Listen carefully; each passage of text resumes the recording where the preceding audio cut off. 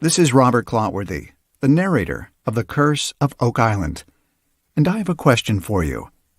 Could it be that you are listening to The Curse of Oak Island and Beyond live stream? This is a top pocket find, mate, for sure.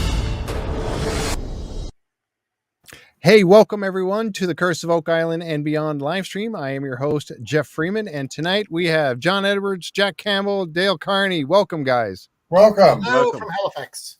Jack has come back because, a special occasion tonight because of who shows up at the end of the show tonight. So we're very excited. Jack and I are very excited about that. So this special person that will be coming on the show later in the season. So welcome everybody. Thank you guys for being here tonight. Fine. I tell you what, I was last night's episode. I mean, we've had some, episodes the last few weeks, but I was pretty excited about last night. What do you guys think? I like it ratchet up last night. You could feel it slowly as the show went on. You just kept ratcheting up, and up. Yeah, exactly. That's what I think. It was one of the better episodes the past couple of weeks. Yeah, I think it so was too. Quite interesting, actually. Yep. Oh, look at that. We got a. Oh, whoops! I missed it. I hit the wrong one. It moved on me before I got up there. There it is. Good to see Jack back. All right. So anyway, I wanted to just say a welcome to some of the people who are logging in here. We got Dave Petrell. Hey, Dave. Tom Burns and Linda and Jan out there, of course, working hard out there. Tom is working the chat tonight rather than being here with us. Jake Roberts is here. Yeah. Hey, Jake. Yep. Jake Roberts. Karen is here. Sharon is here. Kat is here. Janet's here. Let's see. Janet says, hello, everyone. What's up with the teas last night? Cans and the last 5 minutes. I knew it was going to be that way, Janet. I knew that. I knew that was going to happen, Janet. I think I even mentioned it in one of the group posts last night, or in the one it's, we have that. And I wanted to say this on the Facebook side too, just in case people are a little confused. During the show, it's just too hard to control all the posts. So we say, please, no post. This is on our Facebook group page, The Curse of Oak Island and Beyond Facebook group. No post during the show because it's just too hard to moderate. So we put up that the chat for the show. We put that post up, and then you guys comment all on that stuff. So just so you clearly understand that, that's why we do that. So you can comment on the post that we put up for chatting about the show while the show is on. Makes it much easier for Jan and Linda and Tom to keep up with that way. So, because they're so, and that's where I had posted it out there and said, you watch, it's going to be the last 5 minutes of the show when they bring the big stuff out. So, it was, I kind of had that feeling. So I got to answer a question. Karen Barber Frowock says, hey, Jack, are you getting snow? That's a big yes right now. Believe me. Yeah. Somebody else said, I saw somebody else make a comment about the weather tonight. Yeah, we're on the rain. We're getting the rain right now. Not a lot, but getting rain right now. Then it's supposed to turn over to ice and then snow. So, wow. Yeah. Wow. We're getting 40 millimeters of freezing rain here in Nova Scotia tomorrow, I think. Tomorrow or Friday. I'm not sure which day it is, but no snow on our end. But I think New Brunswick's getting snow. Yeah. Well, Tom will jump in and tell us whether or not they are. So that's for sure. Let's see. I hear Tom likes the snow. Yeah. Yeah.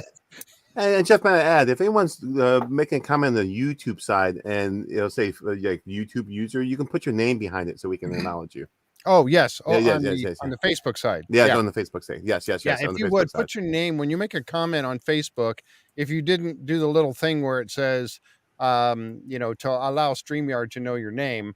If you didn't do that, it just comes up and says Facebook user. So please put your name on there first, real quick, so we know we can acknowledge you proper that way. Appreciate it. Yep. Let's see. We got Matthew Bedford's here with us tonight. He was Houston, Texas. Dave was the first one to log in as soon as he saw the thing pop up on YouTube. Let's see. Then Mary's over there. Hi, Mary. Let's see. Indy's Antics is there. Let's see. Who else is joining us here? And there's Matthew again. Karen is there.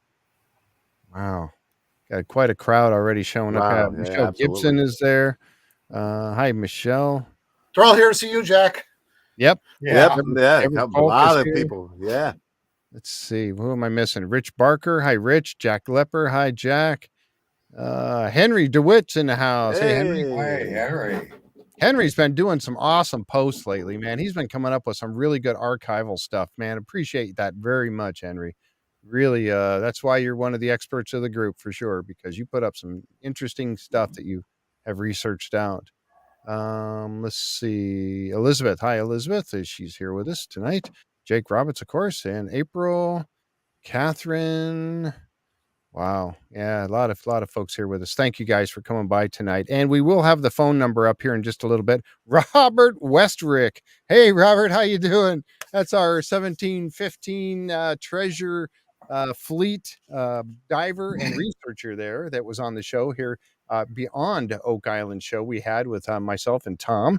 He's out there in the chat. Thank you for coming by tonight, Robert. Appreciate that. Let's see. Jim Barlow is here. Oh my gosh. Roberta Harrison. Hi, Roberta. Yeah, Pat Elliott's here. Hey, Pat. Wow. Yeah, like I said, if you don't mind, hey, Paula Steen is here. If you don't mind putting your name on there if you're on the YouTube side, just so we know who you are and we can acknowledge you properly. The Big T's. Who said that? The Big T's. Yeah. Oh, I know it was kind of, but oh my gosh, look. There's so much chat already. I'm missing it here. It's just Kate's here. Hi, Kate. Kate's here. Yep. He changed her name. Robot's here. All right. Robert Westrick? Is it Yeah. Westrick? Yeah. Robert Westrick is here. That's awesome. Wow. Yep.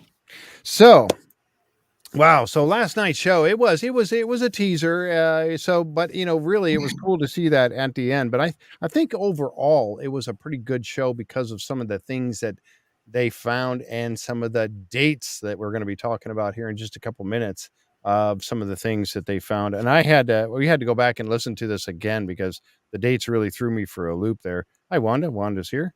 Wanda. I also wanted to say, like I said, we will have the phone number up here in just a little bit. And John Edwards is going to help me with the chat. He'll be putting up the chat along with me as we see things. Jeff's in the house. Hey, Jeff. I also wanted to say, if you're out there on the YouTube side, if you would click on that subscribe button for us, really helps us out a lot. It really does. And click that. Thumbs up if you like the content of the show. Give a thumbs up. That helps us out too. Kind of helps us get recognized by YouTube, so we get out to more people. With those kind of things, you get more recognition by YouTube as upcoming videos and stuff. That's how it helps us, and we appreciate that. And if you comment, like I said, and I want to mention this too, on the comments side, after the show is over, I turn the comments to hold for review. I do review those. I try to do it a couple times a day and get those up there and reply to them and whatnot. So don't feel that you can't comment after the show is aired. I do see those. I do get them up there. If they're appropriate, I will put them up there. But that's why we don't, because we get some ones that are not appropriate. And I need to filter those out and get rid of them. So that's why we do that. Sandella Ray is here. Kevin. Hey, how you doing, Kevin? Jenny's Get Nicky just came in. Who did? Jenny Get Nicky with it? Oh, hey. Hey. Yeah, there she is. All right. Tara's here too. Wow. Thanks you guys for coming tonight. And like I said, feel free to comment. We got as you can see, John is helping with the chat. What else did I want to say? Oh, if you want to help support the show, we have our Patreon channel. It is patreon.com and it's /jfree906. And in case you guys were wondering, I also have the podcast, the audio podcast out there on Audible and Spotify and Apple Podcast and iHeartRadio. All the podcasts are out there. So if you want to just listen, you don't get to see the pictures, of course, but I try to get them out there as quick as I can. And then also the interview shows that we do, those are all out there too. If you want to listen to them later on, at wherever you might be and just not have to worry about the pictures, they're out there. Just look out there for JFree906 on just about every one of the audio podcast platforms. So those are out there for you too as well. So we got, Zan's here.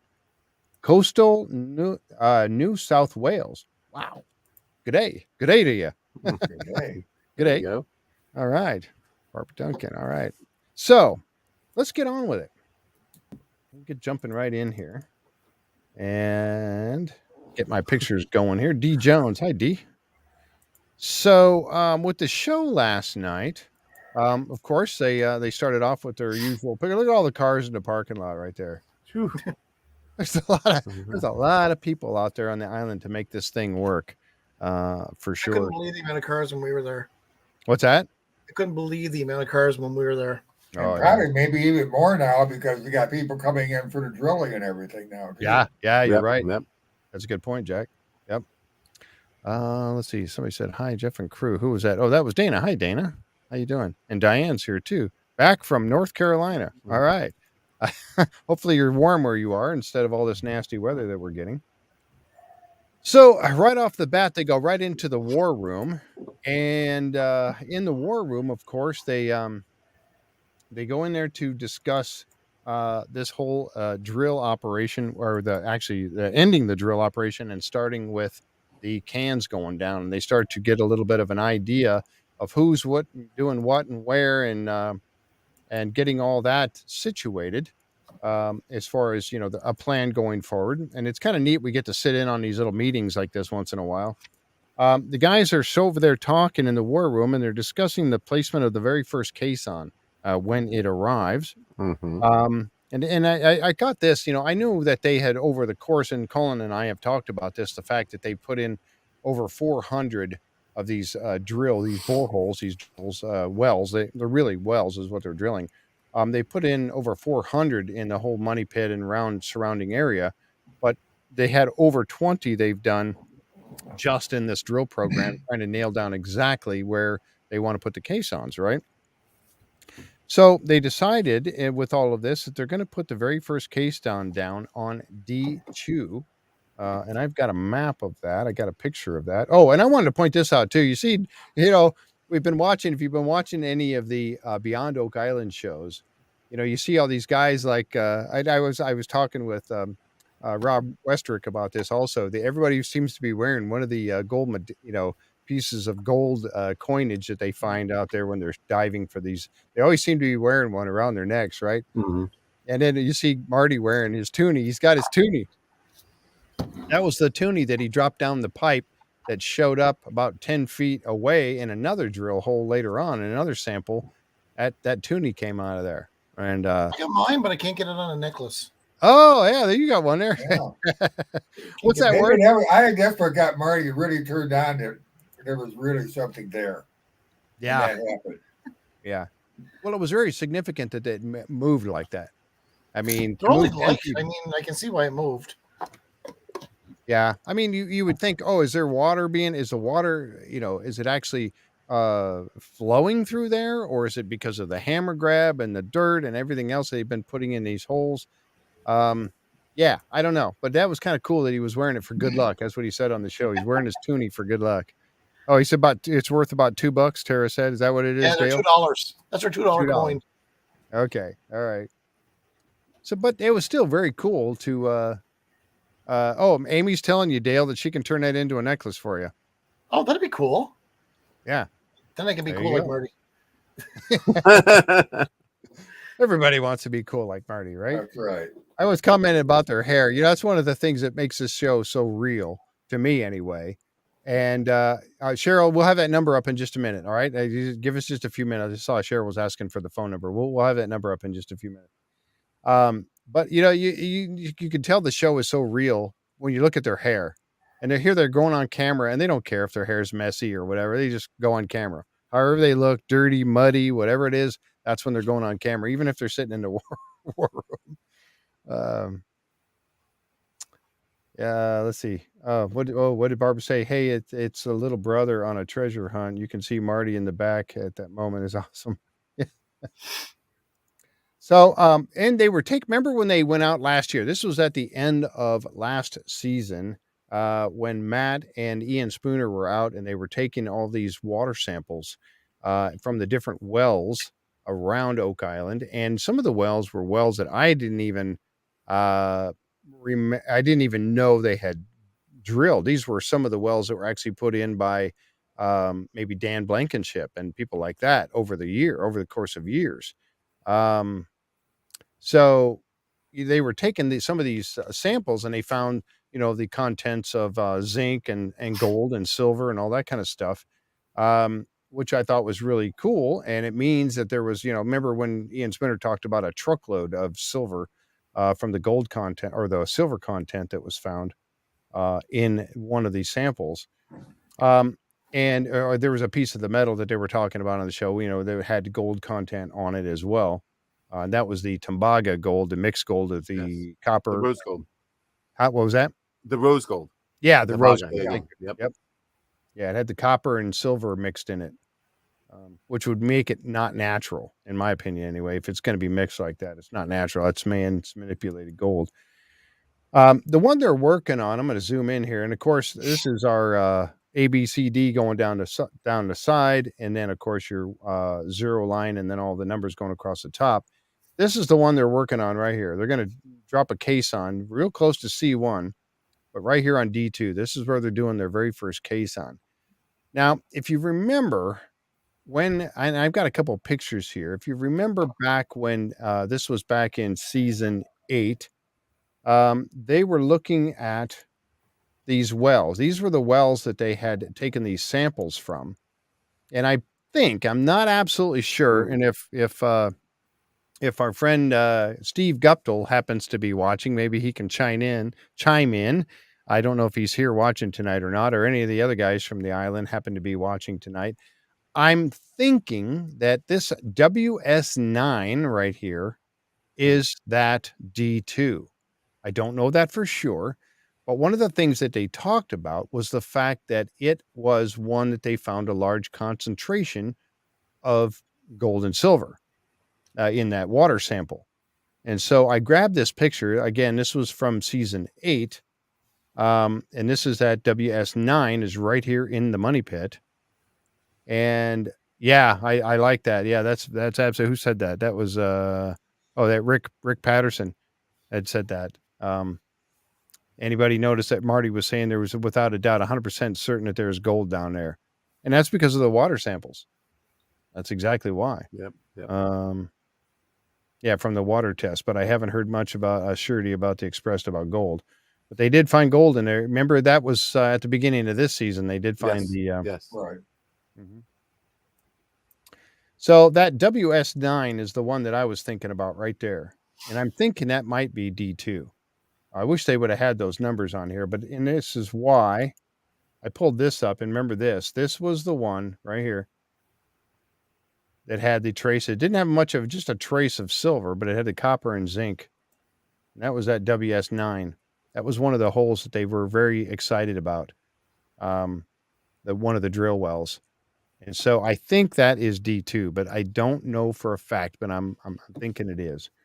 So anyway, I don't know if, like I said, I don't know if he can even say, if one of the guys are watching, like Steven or something, if he can even say. But anyway, so that's why I brought that up, because I think D2 is at WS9 well,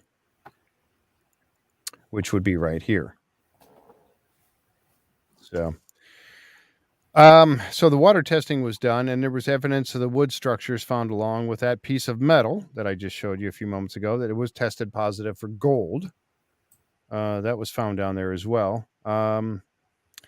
And now they are preparing. They had to get some preparations done to get the area up in the money pit ready for.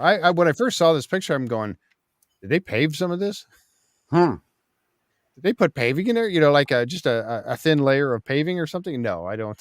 But I saw that. I'm thinking, man, why is this so dark? But they were up there preparing for they had to do a lot of work to make sure. You remember all the cave-in? Remember the cave-in they had? There's two sinkholes that they ran into during the show. Right. Yeah, Jack and I were talking about that a couple weeks ago, about that cave-in. That was which one was that? Was that H8? No, H9? Right. I don't remember. And then there was one at the end of season 7, I think, right at the end of the year, right by the Smith's Cove, they ran into that right at the end of the year. Yep. Yeah. So, and then when they were doing that one Caisson, remember they had to stop, and then they were looking down in that hole because it was starting to cave in. Yeah, it cuts down on erosion. It's yeah, they went. It's gravel. It's obviously gravel or something they put up in there, but yeah, maybe new gravel, and it might have been Well, wet too. So well, it cuts down on mud too. I mean, if Yeah, you have a too. platform and you have to put the platform on, you don't want it muddy and Mhm. and things caving in on you. So it's stabilizing the ground as well. Yeah. I just remember the one thing called Rick went over at night trying to look down at it, and everybody was freaking out that he was going to go down in it. Yeah. Yeah. Because it was collapsing all around the was. Caisson.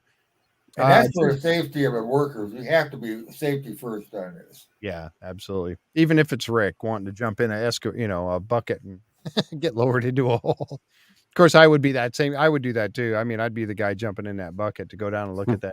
And remember that in Smith's Cove when they went down in the bucket? I'd be in there. Mhm. I'd do it. Yeah, in a heartbeat. Jim Barlow said it was a H8 that they were having the collapse around. So I thought it was. I was thinking it was H8.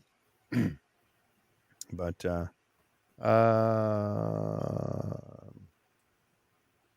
Robot was asking, I'm confused. Why would they close down the swamp to use its water?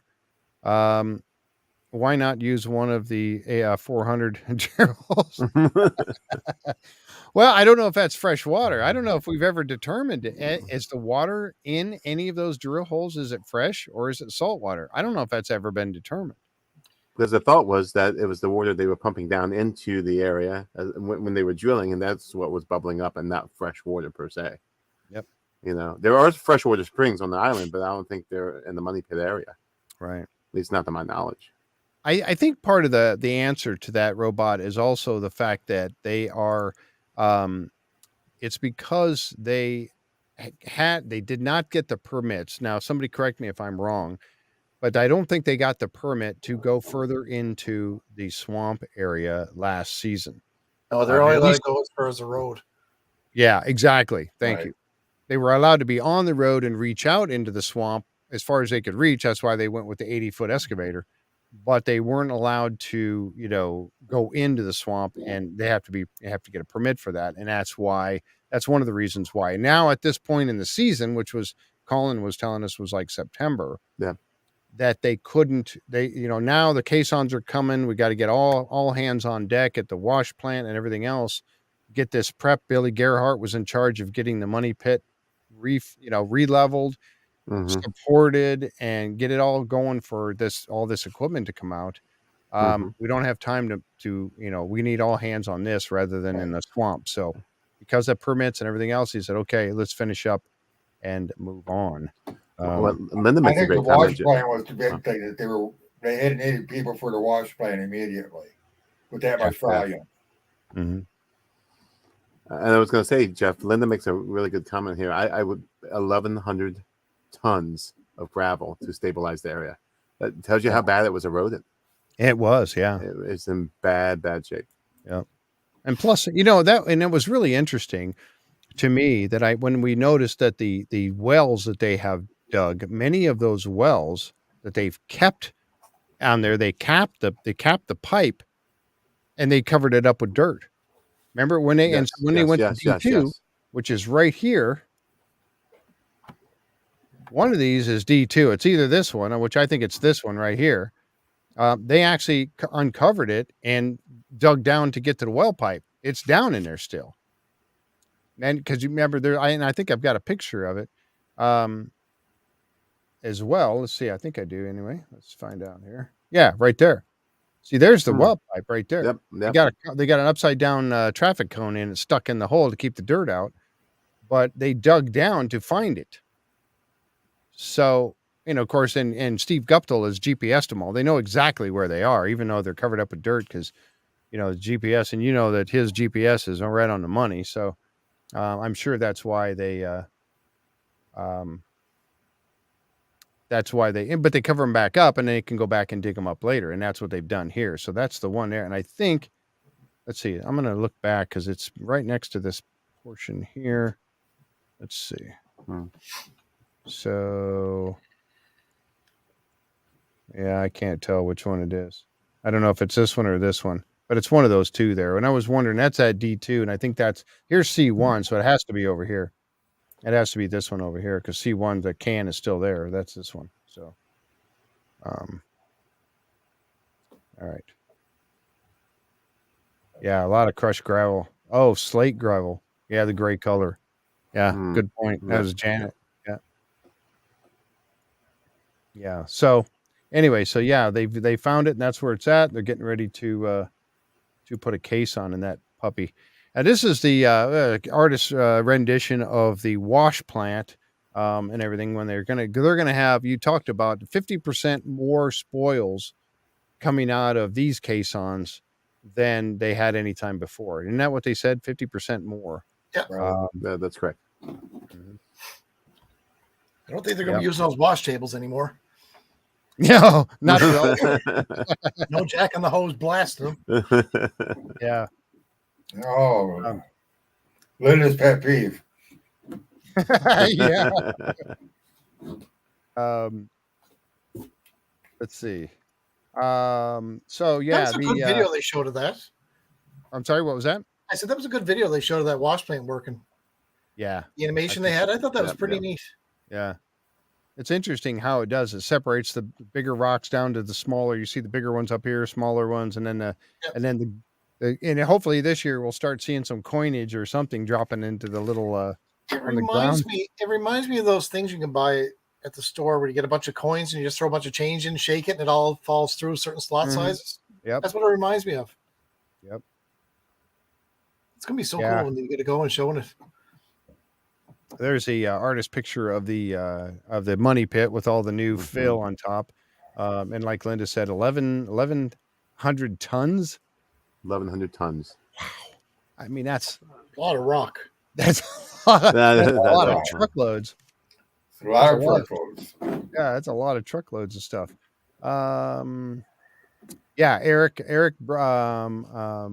let's see, Brooking, 50% more. Yeah, thank you.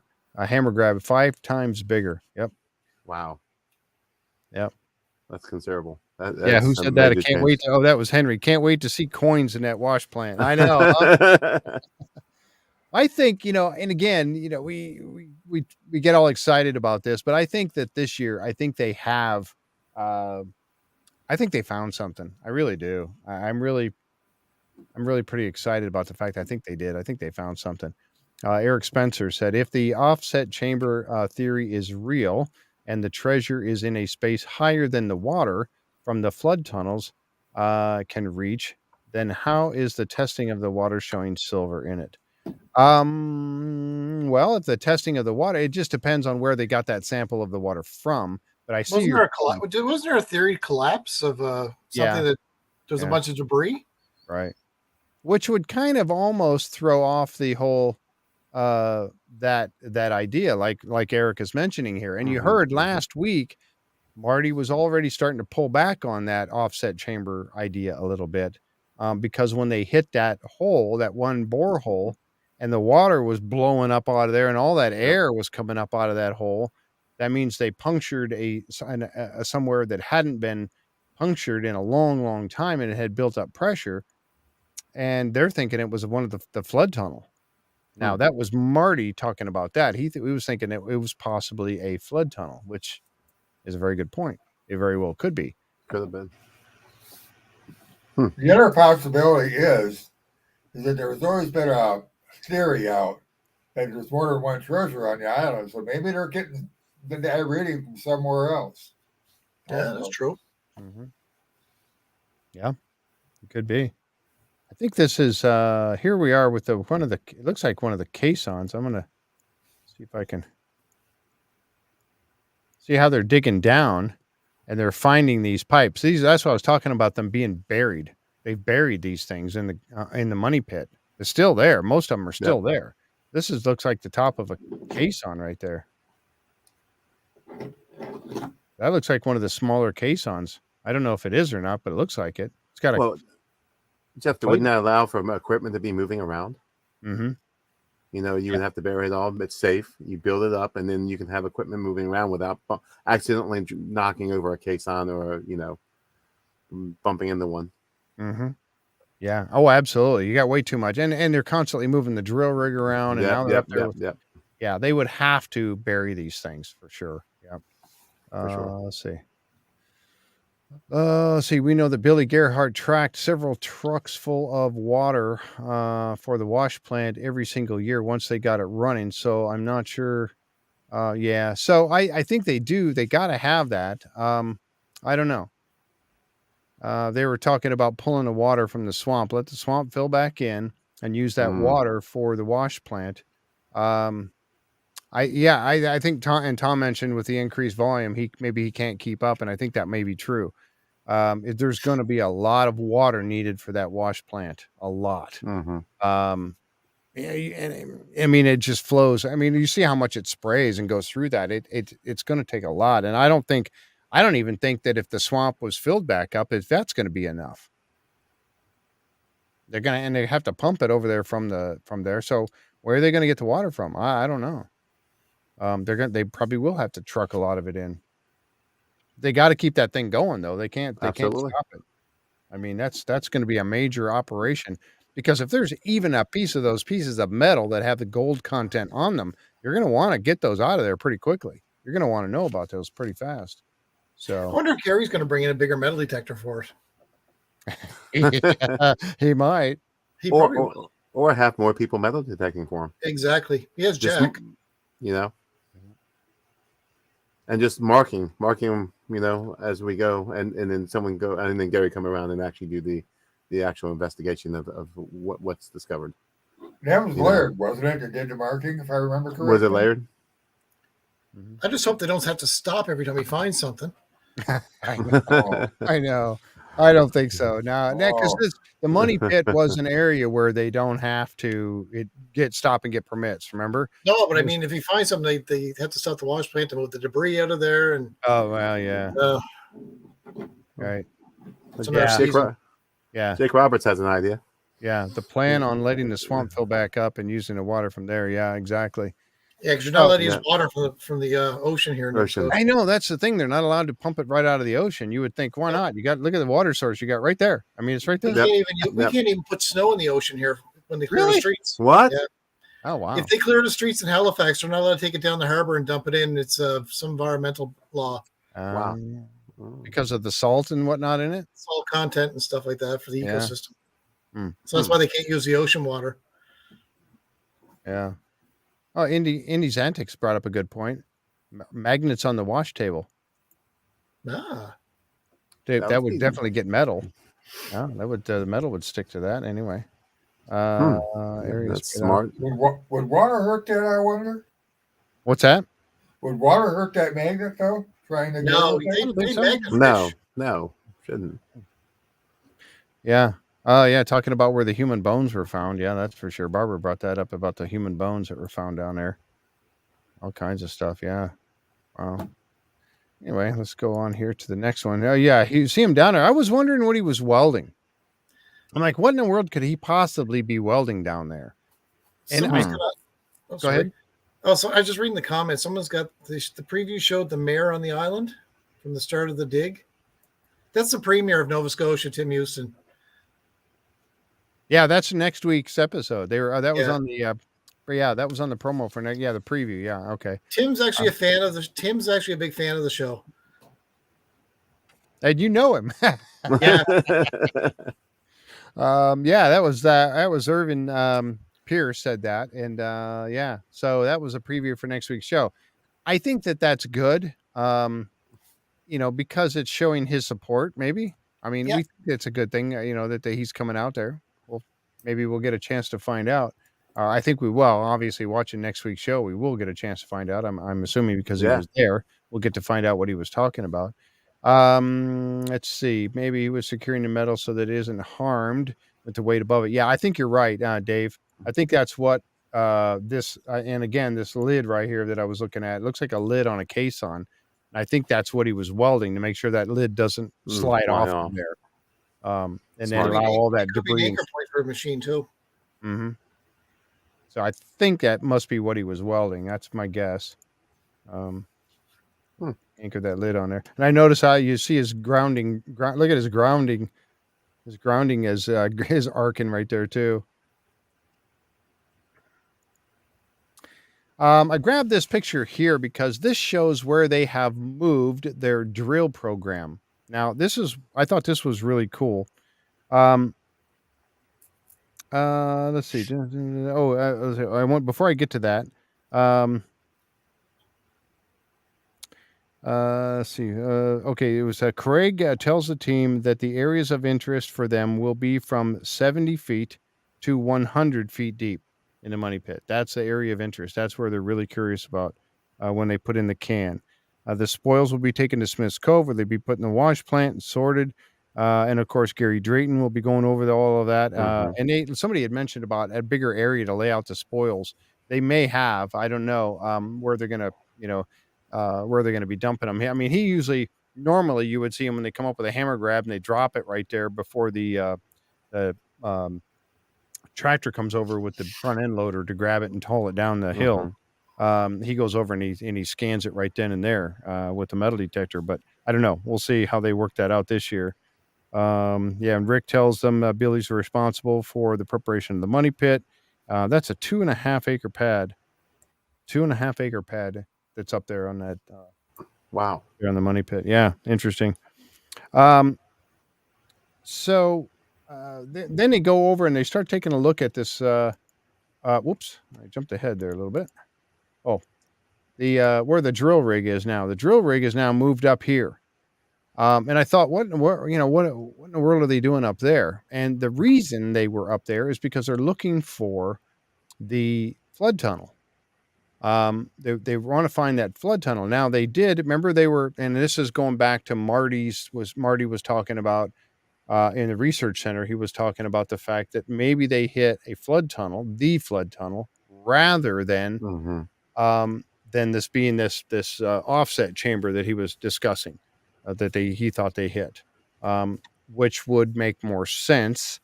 And it goes back to what was being said there about the gold and silver content in the water. If the treasure was up out of that water, you're right. I mean, how would you get so much silver and gold content in the water if it was up out of the water? So that's a very good point. I'm glad you brought that up. So maybe I like the whole offset chamber idea, but now I'm thinking that it does kind of shoot that a little bit in the foot, because that would say that the treasure has not been breached or is not underwater. So what's interesting about this picture for me, Jeff, is so you have the flood tunnels going towards the money pit, but we also see towards the left-hand side, I think it's in front of a Caterpillar, 10X. Yeah, right here. Right here. And I just find that, fascinating, because, that would be one of the alleged entrances into the money pit area underground. And look how close it is to the flood tunnel. If that indeed is not a natural occurrence. Yeah, that's a very good point. It's really, really close. It's much closer than I had pictured. I've been there.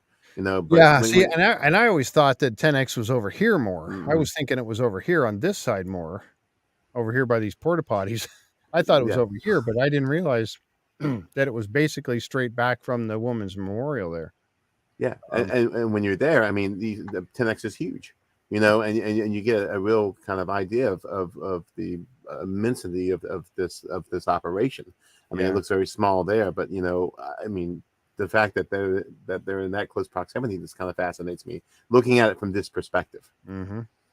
How would you be an architect and the flood tunnel this way and then the tunnel into the money pit this way, unless you're using natural occurrences like natural caverns already there, which would be also interesting as well. Yep. Just an observation. That's what Kate says too, that she didn't realize that the 10X was that close. I didn't either. I thought 10X was further back over here. You see the old, that's the old drill truck right there, but to see this truck right here in the corner, I thought it was way over there. Was my orientation. And again, my orientation's always been off with this thing all the time. I know April said you would think with all the digging, you would think that the flood tunnel would already be stopped. That's what I thought too, with the cave-in pit, with all the other things going on. You would think that it would be, but apparently it's not. And if they hit, this power, I don't know what this piece of equipment is sitting right here, these gray boxes. This is where they hit that the tunnel where all the water was shooting up, was right basically underneath these, right here in front of the Women's Memorial. And if that is truly the flood tunnel, and if you kind of draw a line from here, it would have to go through here. Mm-hmm. Okay. And then over this way to Smith's Cove. Now, I wish I had more of an aerial shot here, but if you guys remember when we were talking about the pictures that Colin Jameson shared with us, exactly the point. And there was that hole in Smith's Cove that they were digging and pumping water out of. There was a pump setting up there, and I can get the picture before we're done tonight. I'll get that picture. But I think that if you draw a line from here straight across this drill rig where they're at now and keep going, you're going to end up over in that far corner over there of Smith's Cove where that hole was. Yeah. Maybe that's why they were drilling over there. They were searching. They were searching for the flood tunnel. Right. When you think about the flood tunnel, I heard Vanessa interviewed one time, and she said for going down and grabbing stuff, she needed some water down there. So did they want to completely shut it off or partially shut it off? Right. That's true. Yeah. Now, in piercing the flood tunnel, which is what we think they've done, does that now cause the flood tunnel not to function properly? Is the flood tunnel, if you keep piercing the flood tunnel, eventually you're going to make it so it doesn't have the ability to flood and saturates. I think someone made a comment that it's going to saturate everything around it. So in that case, is that what they're trying to do, is preclude the waters from the flood tunnel and entering the Money Pit area? I mean, is that a strategy? Yeah. That is a strategy. Yeah, you're right. I don't know. But I think that would be key, though, if they could somehow get that stopped, get the water stopped from going in there, then they could pump it out. Yep. Providing that's the only flood tunnel. Provided that's the only flood tunnel. I think Dave mentioned it. Yes. Yeah. And see, there's the cave-in pit right there. And there's the cave-in pit. Right there. And that's it right here. You can see the water in there. And when Colin took those pictures this summer, is on the other side of Smith's Cove. Yeah, it's right up in here is where Colin took that picture. Yep. And so the drill, they had dug a big hole. It was right over here in this corner. I'll get that picture and I'll show you guys before we're done. And it's over there, and that has to be what they were looking for. They were following the flood tunnel. Yep.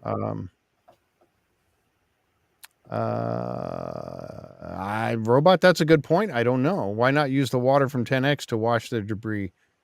Pump it right out of 10X. I don't know. I know they're not allowed to use salt, seawater. If that's seawater in there, does that qualify? It's not pumping it right out of the ocean. Would it be sucking it from the ocean? I mean, it is, but it isn't. I don't know. Maybe seawater will damage to something they find. That's why they want to use fresh water. I don't know. I don't know. We'll have to. Well, we've got some interesting guests that you guys saw pop up, and of course, they won't be coming on too soon because the people that are on the island right now, we don't want to get them on the show. Everybody's like, "Oh, why don't you get them on the show right now?" You get them on the show too soon, they can't talk about anything. That's why we have to wait. We have to wait. We got to catch them between the show wrapping up and they're starting to film for the next season. So we got to catch them in that little area. Talking about Ian Spooner and Steve Guptill and Laird Niven, all them guys coming on the show. We got to wait till things have aired or they can't talk about it. So, and now we're really getting into the meat and potatoes of, what they did on the island this summer, summer. They technically can't talk about it until their NDA has expired, and that NDA expires after the show's aired. So you have to catch them in that small window. And if they're interviewed twice, 3 times, 4 times, or have appeared on the show multiple times, they can't talk about anything till the end of the season. Right. And then you have maybe a 30-day window, maybe a 45-day window, maybe, because by then they're already back on the island. Right. Eric Spencer just said saltwater or rusty equipment. That's true. Yeah, it would. Yeah, that is true. Yep. I agree with that. Yeah. Eric says, you remember the dye they pumped into 10X showing up in the ocean? Actually, it showed up in Smith's Cove. What did it? Is that where they? Yeah. They put the dye down 10X. Yeah.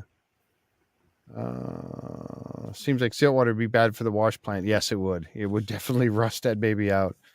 For sure. There's no doubt about that. Let's see. All right. So anyway, I think they're on the right track. They definitely want to follow that.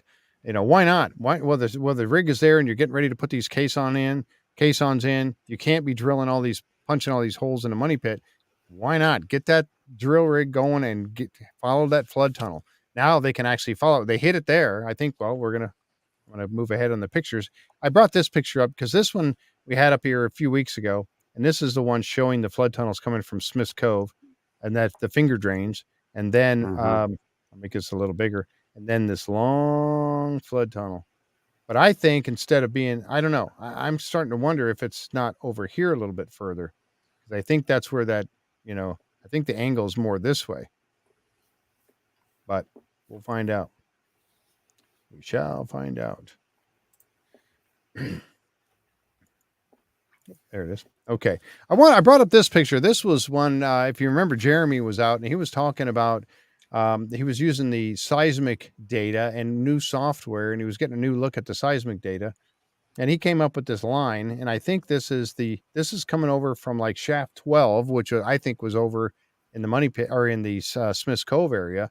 And he was following that line all the way to the money pit. And I think this is the chamber that's in the money pit. If all this bears out, I think it is. And this would be the flood tunnel making its way over there. And I think that might be our line that's going from here to here. I think that might be that line. I think that might be that tunnel. We'll 350 feet, wasn't it, Jeff, or something like that? Yes. Yep. Good catch. Yeah, it was about 350 feet. So I think that's the line they're following personally. And I think it goes I think the cave-in pit just missed it. I think it's actually just on the other side of the cave-in pit.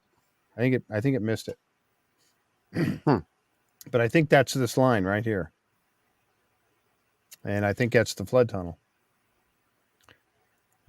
And it looks like it may be. Now the guys are out there checking the core samples. Terry and Brennan, is that? I think that's Brennan is the guy here, and then of course Alex. And lo and behold, they found a chunk of wood. Now, this chunk of wood was found. They did a core sample of 88 feet, and they brought it over to Terry. Terry notes that it was getting softer, and he was talking about the fact that it was close to a structure that contains water because it was softening up the soil. So he found that first on the first sample, and then the next sample comes over, and it had these pieces of wood fragments in it. The sample was from 107. So 107 feet, they found these samples right here. Now, remember when they first pulled it out and they talked about it smelling like pine? You remember that? Yeah, they were waving it around. Yeah. I mean, can you imagine pine? I mean, I don't know if they're going to get these dated or not, but you can imagine the pine smell that strong after all those years. I don't know how, like I said, I don't know how long those have been down there, but long enough time that you wouldn't think the pine smell would be that strong, but they said it was. And they said it looked like it had been cut, with they were talking about it cut with maybe the adze that they found a couple weeks ago. Yeah. You can see some of the smoothness here where it was cut, and you can see like a chipping area on this portion right there, where it looks like it had been, cut with some sort of like the adze or something like that. Cat says treated with pine tar. Wow.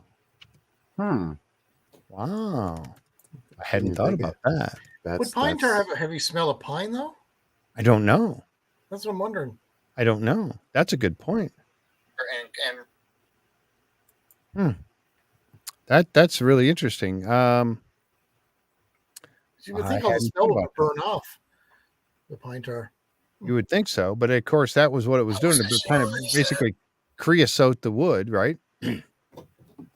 So if it's creosoting the wood, it would be it would have that. Wow, that's a good point. That's why I like the chat, because they come up with these ideas of things that I didn't think of.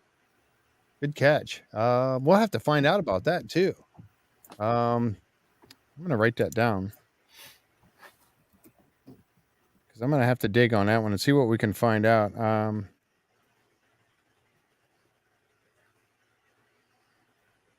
right. I'm going to see what we can find out about that. That's an interesting point. Pine tar smells of tar, nor the pine tar smells of tar, nor the same. I don't know. I'm gonna have to find out about that because you would think it'd be a real tarry type smell rather than being a smell of a, pitch black tar, bitter, acrid, Smoky smoky, oil. oily petroleum, Right. right? Not like roofing tar or asphalt. They roll into the streets. It's emphatically does not smell fresh, foresty, or racing. Let's see, like crushed green pine needles. You're Googling, aren't you? No, I think Jan is. Jan just popped that up. I get. I have I'm to on the cheat. same page. I cheat because I got Jan and Linda and Tom feeding me information over here. So that's what I was reading. That's why I'm looking up. You see me looking up over here. I got looking up on the other screen here. So interesting. All right. Well, we're gonna have to find out about that and see what we can discover. Yeah. Okay. Who said that? Oh, Janet. We don't ever go fishing with the smell of pine on our hands because the fish can smell it. Yep. Now, the thing that I thought was interesting was this right here. And they were showing these two pieces of wood. And they didn't, we remember how when the hammer or when the drill's going down and all of a sudden they hit a void and you see it drops like 7 feet real quick. And even the guys on the rig themselves are like, wow, look, hey, we just hit a void area. We didn't see that here. Of course, we don't know just how big this flood tunnel is, but they're speculating here that this was the top and the bottom of the tunnel. So the roof and the floor of the tunnel is what they're speculating with these two pieces of wood right here, that they were separated. And then, of course, when the drill brought up the core sample, it was all mushed together and looked like it was all part of one. So they're speculating here that they were separated, and you're talking about the roof and the floor of the flood tunnel. And this brought up kind of a hard thing for me. I was thinking about the flood tunnels as being, when they found the finger drains, they were talking about the flood tunnels being rock. They were using rock and they were making like a triangle with rock, right? And then I thought, well, wait a minute. How can the flood tunnel be wood? But it really has to be, doesn't it? A flood tunnel is going to have to be dug by people going through it, and they are going to support it with wood, correct? I mean, didn't they show those? Didn't they show those in one episode? They thought they had a flood tunnel and it was rock. Yeah, that was Beginning, and it went so far, and then they said they thought it went into wood. After that, I thought they mentioned something like that before. I know it was like season 7 when they found when they were doing all that work in Smith's Cove. Yeah, and they found that triangle. Yeah, they did find triangle, which I think was one of the finger drains. Yeah. But you think about it, mankind is in there digging out the flood tunnel, right? They have to, and it's not going to be a crawl space. It's going to be a space that they can work in. So it's going to have to be somewhat 6-7 feet tall, right? I don't know. I think that it's going to have to be big enough for the guys to work in. They're going to have to be, chiseling, and they're going to have to be using picks and shovels and all that kind of stuff.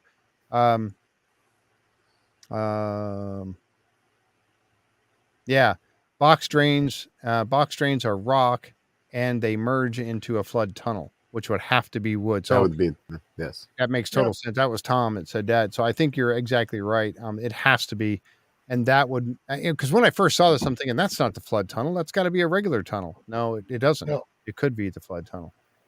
Oh, Rick said 2x3. Oh, okay. Wow, but that seems awfully small to be working in, doesn't it? 2x3.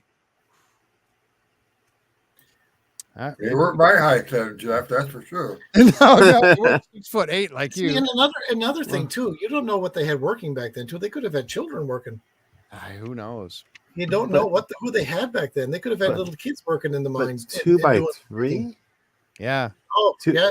Or they could have made it big, started big, and made it small as we're going back. Explains the small the oxen. Because I remember that Carmen was talking about they would use small oxen inside these tunnels and stuff so they could fit in there and to pull the carts back and forth. That makes total sense. Man, I hadn't thought about that. So it was aliens. Aliens. There it goes. Mhm. See? I knew we were going to go to aliens. Bring it in somehow. Where's Giorgio Tsoukalos? Where is he when we need him? The guy with the hair on Ancient Aliens. I'm not going to say it's aliens, but okay, it was aliens. It was aliens. You also got to remember that the further back you go, the shorter people were too.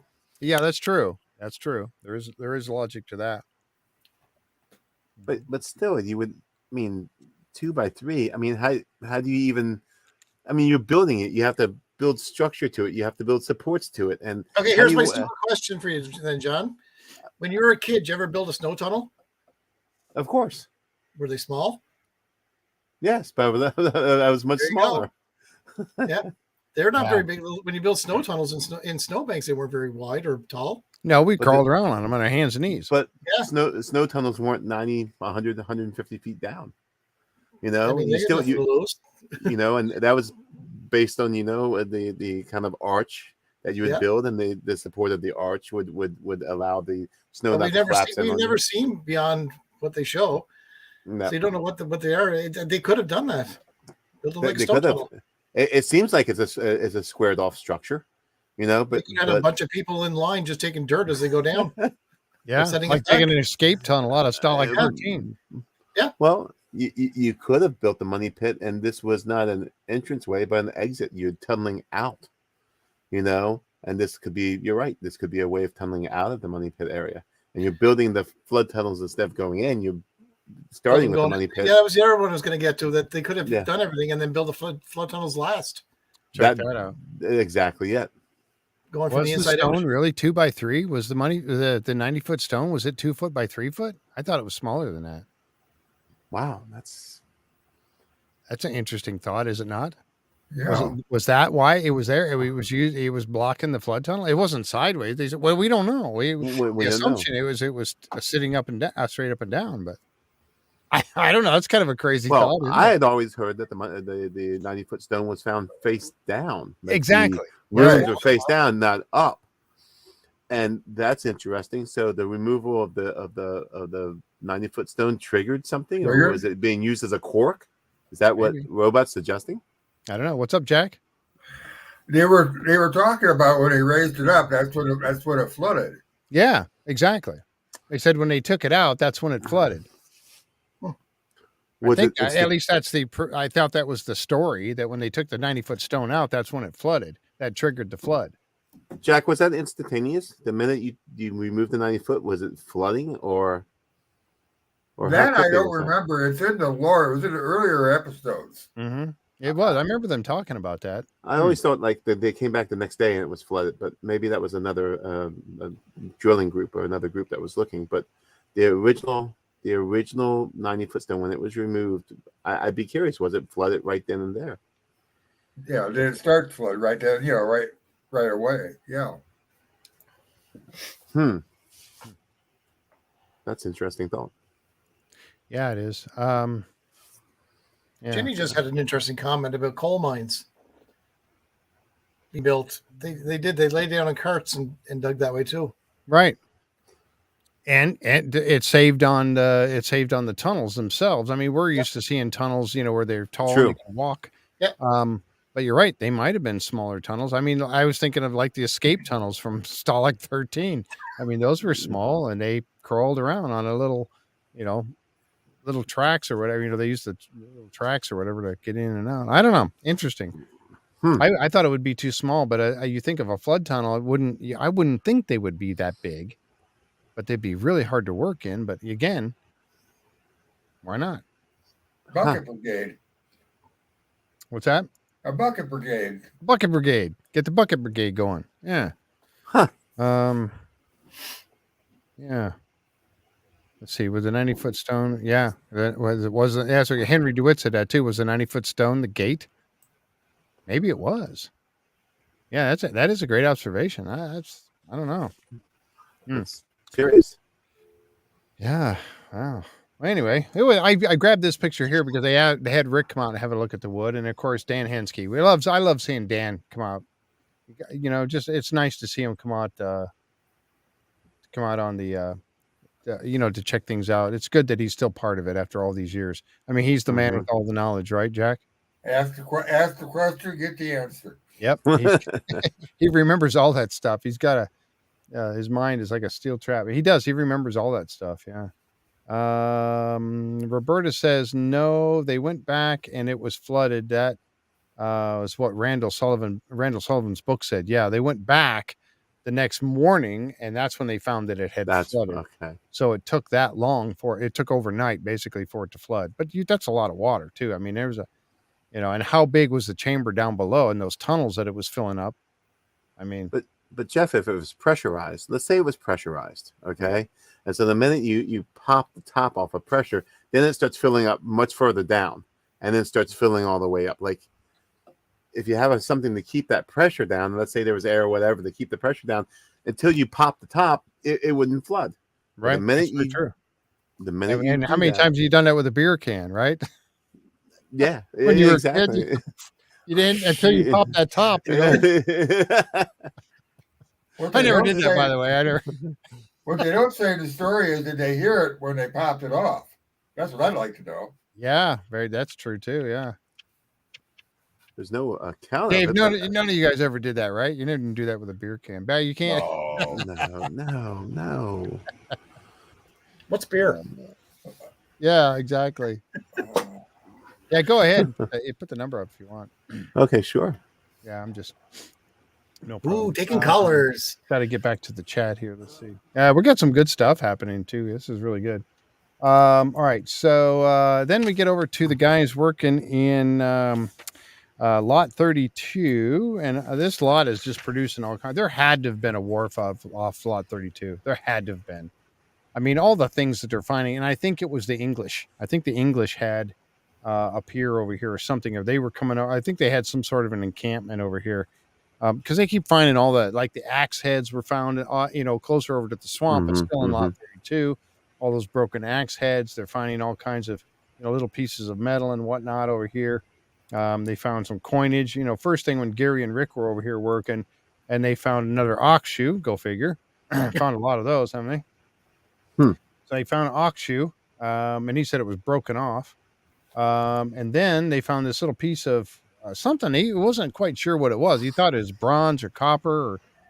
The interesting thing about this was they thought they saw some sort of insignia on it. And I thought that was pretty cool because, and I don't necessarily see it in this picture. This was a close-up of it. Is that the same one? No. I mean, there's all kinds of things that could possibly be some sort of, you got all these swiggly lines and stuff over here. They said they thought they saw an SA. I think that's a different one, Jeff. Well, maybe it is. I thought they said that they found one similar to that because it doesn't look the same. Maybe not.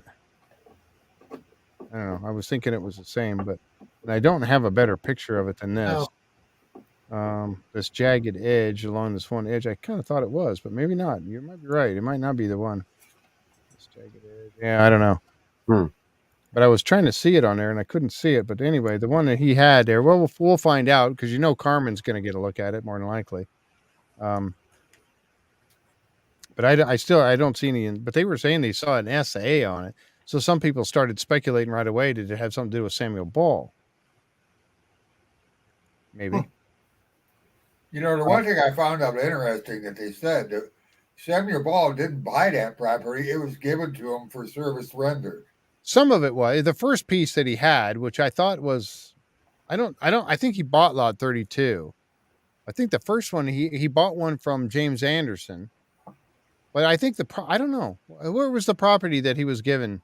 Does anybody know off that? Was it on the mainland or was it on the island? I didn't know if he bought all the island property and he was given a piece of property on the mainland. Somebody will remember. Yep.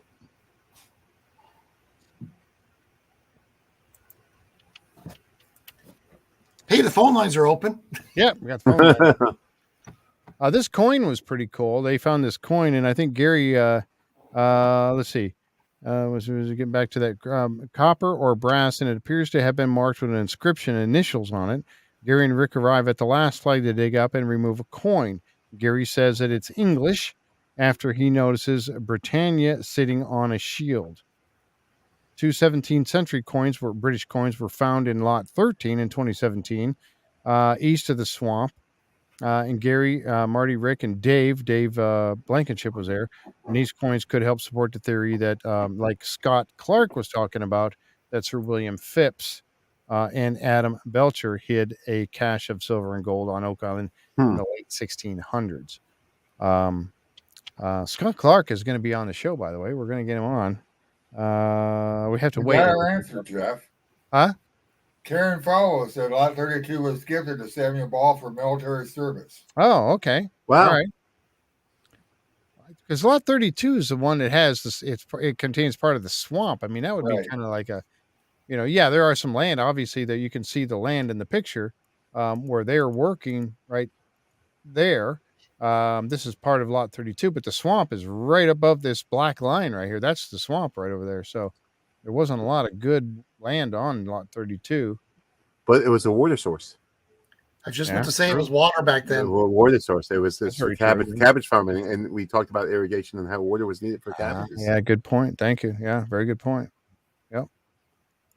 Yeah, and that's a natural spring there. So yeah, interesting. Sure is. That's why it's filling back up. Yeah, here's that coin again. Of course, we can't really tell from here, but we'll see it cleaned up, I'm sure. We'll get to see what it was all about. Another interesting find. Then over here in the swamp, as a wrapping up in the swamp area, they got a picture. They got another piece of wood that they found. And some guys were talking. Some people had speculated in chat and in some of the other groups and stuff. They were talking about this being a piece of driftwood, but I really don't think it was. Or is, because you see this tapered edge. I mean, yes, over years, we know over many, many years of something floating around out there, it can get worn down. It can lay on the beach and get hit with water over and over and over again and shape it into some shape.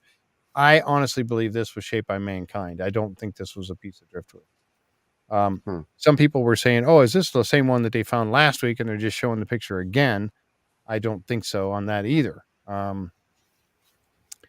I really don't believe that's the case, because you could see this tapered edge, and it was rounded on the top, tapered edge, and it was broke off on down at the bottom.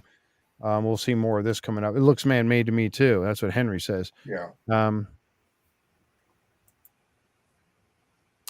Let's see. I was just trying to read what Jim said here.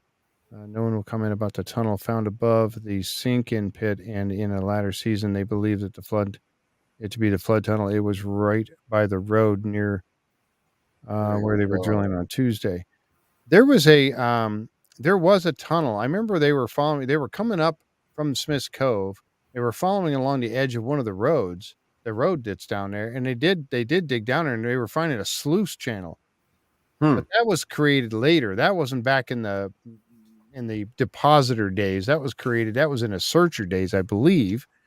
They were trying to get the water to run away from the money pit and back out. And I think that's what that sluice channel was for. And again, somebody correct me if I'm wrong on that, but I think that they found the wood. Remember when they were working with the excavator and they hit those pieces of wood and all that?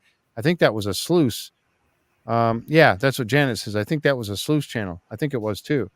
And that's what they were talking about. That was to get water out of the money pit area, if I remember correctly, to drain it back. Because of the lack of having a pump running 24/7, and that was the one that Dan Hensky told him right where it was. That was he did. Yeah, walking encyclopedia. Somebody said you're right. He is when it comes to Oak Island stuff. Yeah, Samuel Ball owned 6, 7, 8, 24, 25, 26, 31, 30, 31, and 32, a total of 36 acres. But which one was he given? That's the thing. Was it 32? I don't know. Samuel Linda Linda's got it here. Yeah, 32. It was 32. Thank you. Yep. So you guys were right. I apologize. I was not thinking it wasn't. He was given 32, and then he bought the other 8 and was referred to as the governor. Oh, yeah, the governor of Oak Island. Yeah. So I really do believe this piece of wood was man-made, and it was not the same as the one that they found Let's see. I thought I had hang on a second. I thought I had another picture. Let's see here. Let me go back. I thought I pulled another picture of the one that was on the war room table. The one thing I noticed, Jeff, last week, they were in the swamp, how fast it was filling up. Boy, it was filling up really quick. The swamp? Yes. Oh yeah. Yep. Yeah. I know, and it's you. You and I are both kind of disappointed. I know. We're bummed. I know. Wait till next year. I so wanted them to get. I mean, we saw at the end of last season, we saw him hit that beam or whatever. It seemed like that shaped beam and at his flat side down there. And then we're thinking, okay, next year they're going to dig that baby up. No, and we still didn't get it. And I'm very disappointed by that. But we'll see.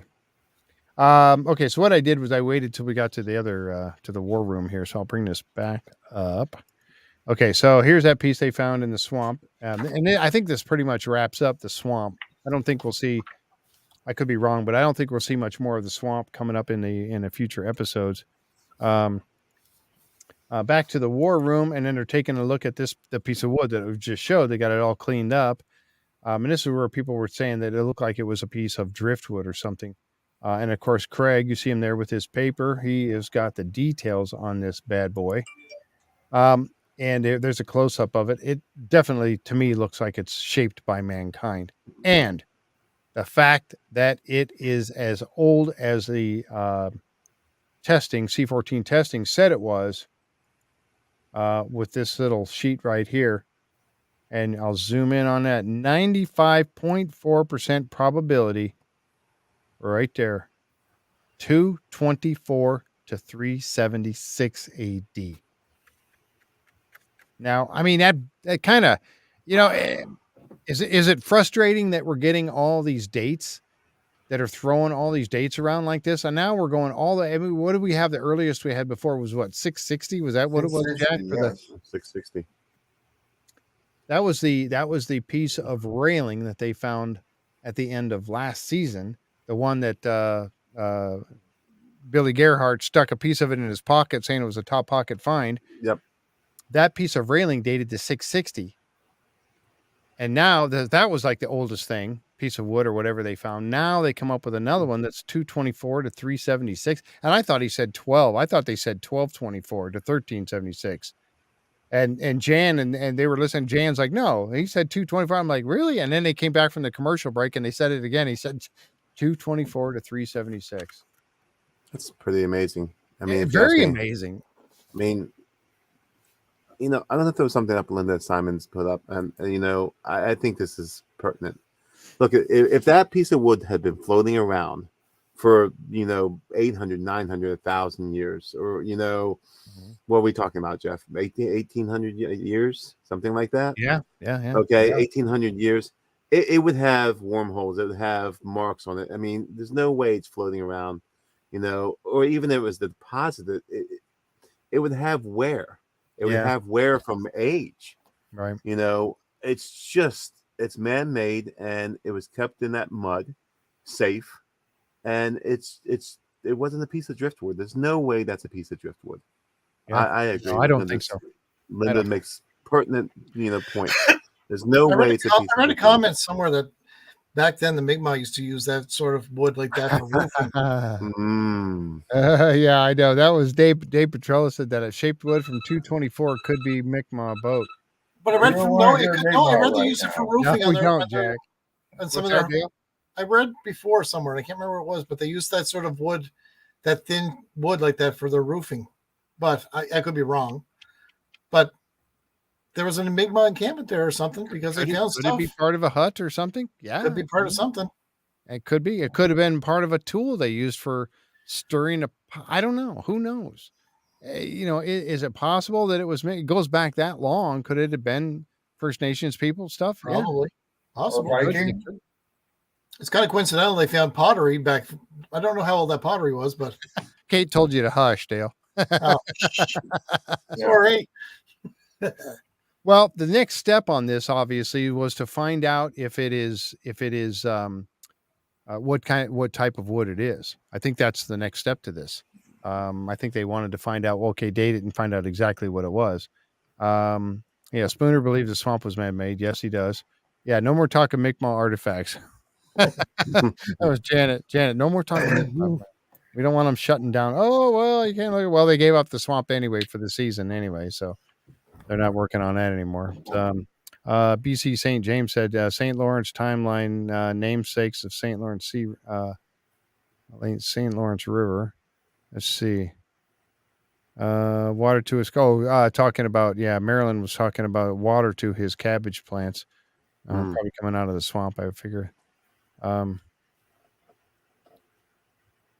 surprised nobody's called in yet. Yeah, I know. Got the number up there. So anyway, and I got this. I grabbed this picture. This was the picture from, I think this was last week's show. Showing this piece right here. This is the one that it was similar to. So there was this piece, but this one was not as aged. And this one didn't go back as far. I forgot the age on this one now, but it didn't go back as far as this one. But they were very similar in size and shape. I thought that was kind of cool. And they call it a lee board. They were talking about the one guy that was talking about it maybe being part of a paddle or something. But no, I don't buy that. I think it's too you don't attach a handle to a paddle. It wouldn't withstand the forces. But a lee board, on the other hand, to help guide the boat, with lee boards on both sides, that's possible. But we don't know. We don't know for sure. But very similar to that piece right there, is it not? But this one obviously more aged. But what would that be used for, Jeff? That piece? I don't know. I mean, it doesn't look like is it a ship? Not ship. Nothing to do with a ship. I don't know. Other than is that what they call it? A lee board? Is that what that? Too thin for a paddle. Yeah. There's something similar to that at home, but I'm sure you use it for incense. Could be part of a barrel. Jenny said it could be part of a barrel. That's true. It could be. Or a small box, or Vikings had 2-piece paddles. Did they really? I can't imagine a paddle with a handle on it's going to be hold up to the stress. I'm still thinking roofing. Yeah.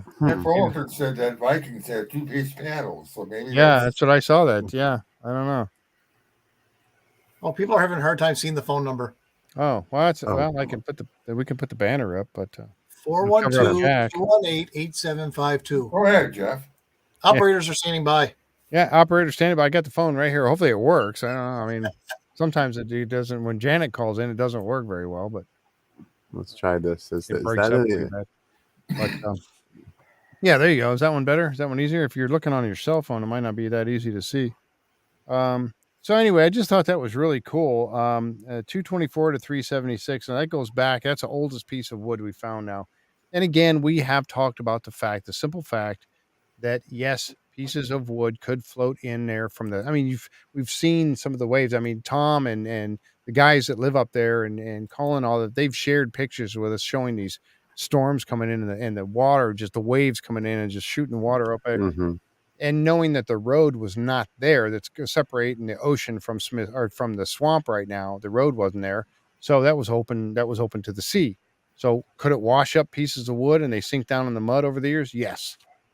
It could have been from a shipwreck or a boat, a damaged boat or something that could have happened years and years ago from a shipwreck. And then a piece of this wood floats to the island, ends up washing up into the swamp, gets stuck in the mud. Could have been from anywhere.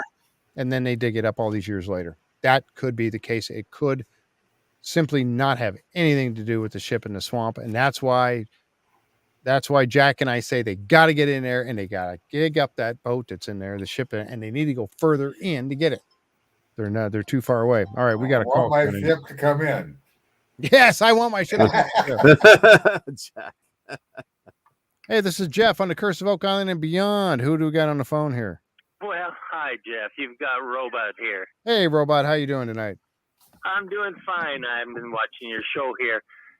Just a quick question about how things could have floated up into the swamp. Yeah. Now, the sea has been rising 10 feet every 100 years. So anything before, I'd say, 1500s there was no swamp there to float into. The shoreline was quite a ways out. Yeah. Yep. I agree with you on that. Yeah, they said a foot for. I think Rick was said a foot for every 100 years of time frame. So even if you're going My back research, go ahead. my research shows 10 feet every 100 years by the Canadian government. Wow, that would.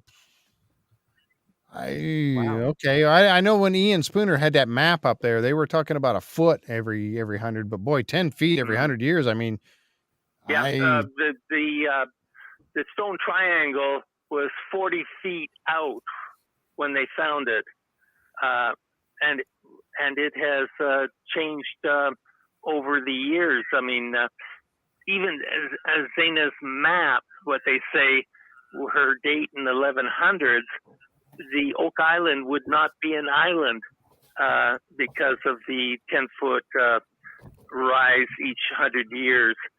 It would be a peninsula. right.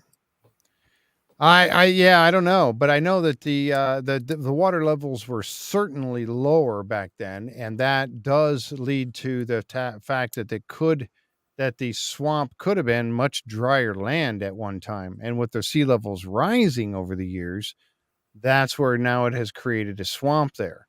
Was it two islands and they threw dirt from the money pit into it? Don't know. I mean, that's hard to hard to speculate. Kind of my theory too. So Yeah. I just thought I'd point that out, Jeff. So yeah, I love your show. Oh, thank you. Appreciate that. Okay, bye-bye. All right, bye-bye now. Thanks, Robert. Yeah, thanks for calling in. Yeah, I don't know. I mean, but again, you go back to that, knowing that it was open to the sea and knowing that the sea levels were definitely lower back then, does that say that the swamp would have been just regular old dry land at some point? Or did they really fill it in with dirt that they were digging out of the money pit or somewhere else? I don't know.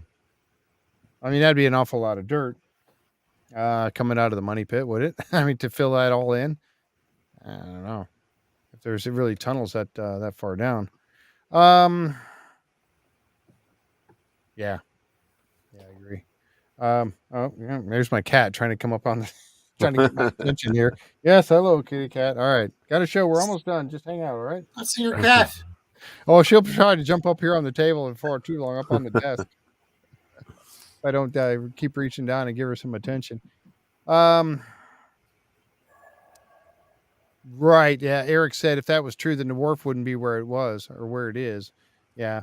And we know that, Samuel Ball and all them had the wharfs out there too. He had one. There was one longer than the others that they found last year as well. And then the one that Terry DeVoe, who's going to be coming on the show, by the way, coming up here in a month or so, or this month. Actually, he's coming up on this month. He was talking about that that there was a wharf going right there from the Stone Road. You follow that line towards Lot 32. There was a stone wharf out that way too. Linda says we like kitty cats. Yeah, we do. Yeah, she's all right. I'm still reaching at her back. Give her a little scratch, to make sure she doesn't. I don't want her jumping up on the table. She likes to come over and purr in the microphone for you. Oh, we got another call coming in here. All right. Hey, this is Jeff on the Curse of Oak Island and Beyond. Who we got here? Hi, Jeff. This is Jan Scorza. Was that a challenge for me to call in? And that the phone line always messes up when you do. Yeah, maybe. Hopefully it'll hold for you. How you doing? I am really, really enjoying this chat tonight. This chat is awesome tonight. It really is. I mean, there's so many good things coming out tonight. I just saw you were saying something about you poke holes in the board and string and pin it to your head. It would make those musical games you used to have as a kid where you poke a hole and you twirl it around your head and it makes a noise. Yes, I do remember that. Yeah. Well, and I think Kat said that you could do that on the battlefield too to scare your opponents. There was actually, wasn't there a native tribe that used to do that? I don't remember. I saw it someplace. I don't remember who that was, but you're exactly right. Yeah, I do remember that.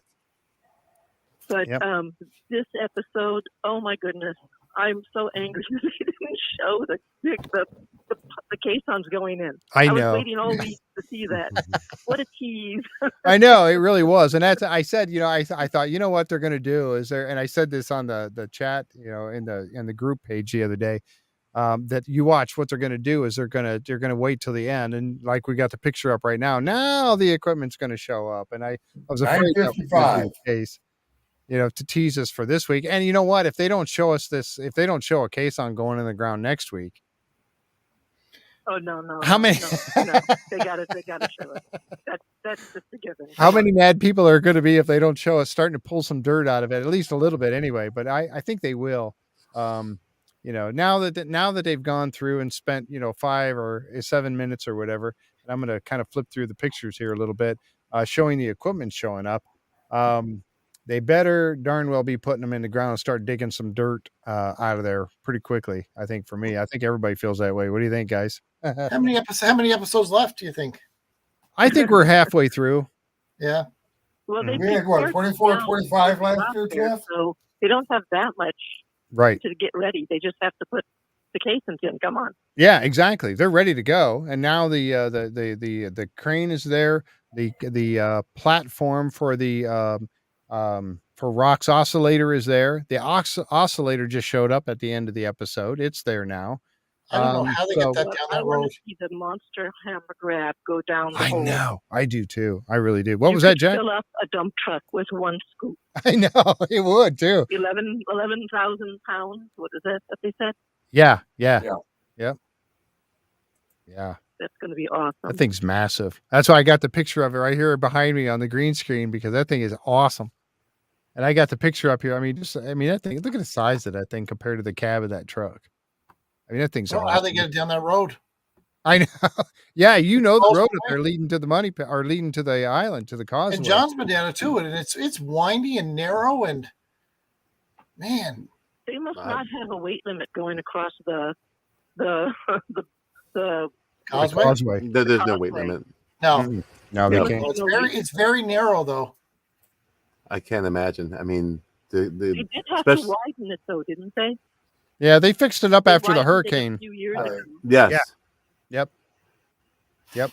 Yeah, they did. They made it bigger. They made it wider, and they put all the rock and stuff along both sides to help preserve it from the hurricane when it came through. That one hurricane that they had a couple of years ago.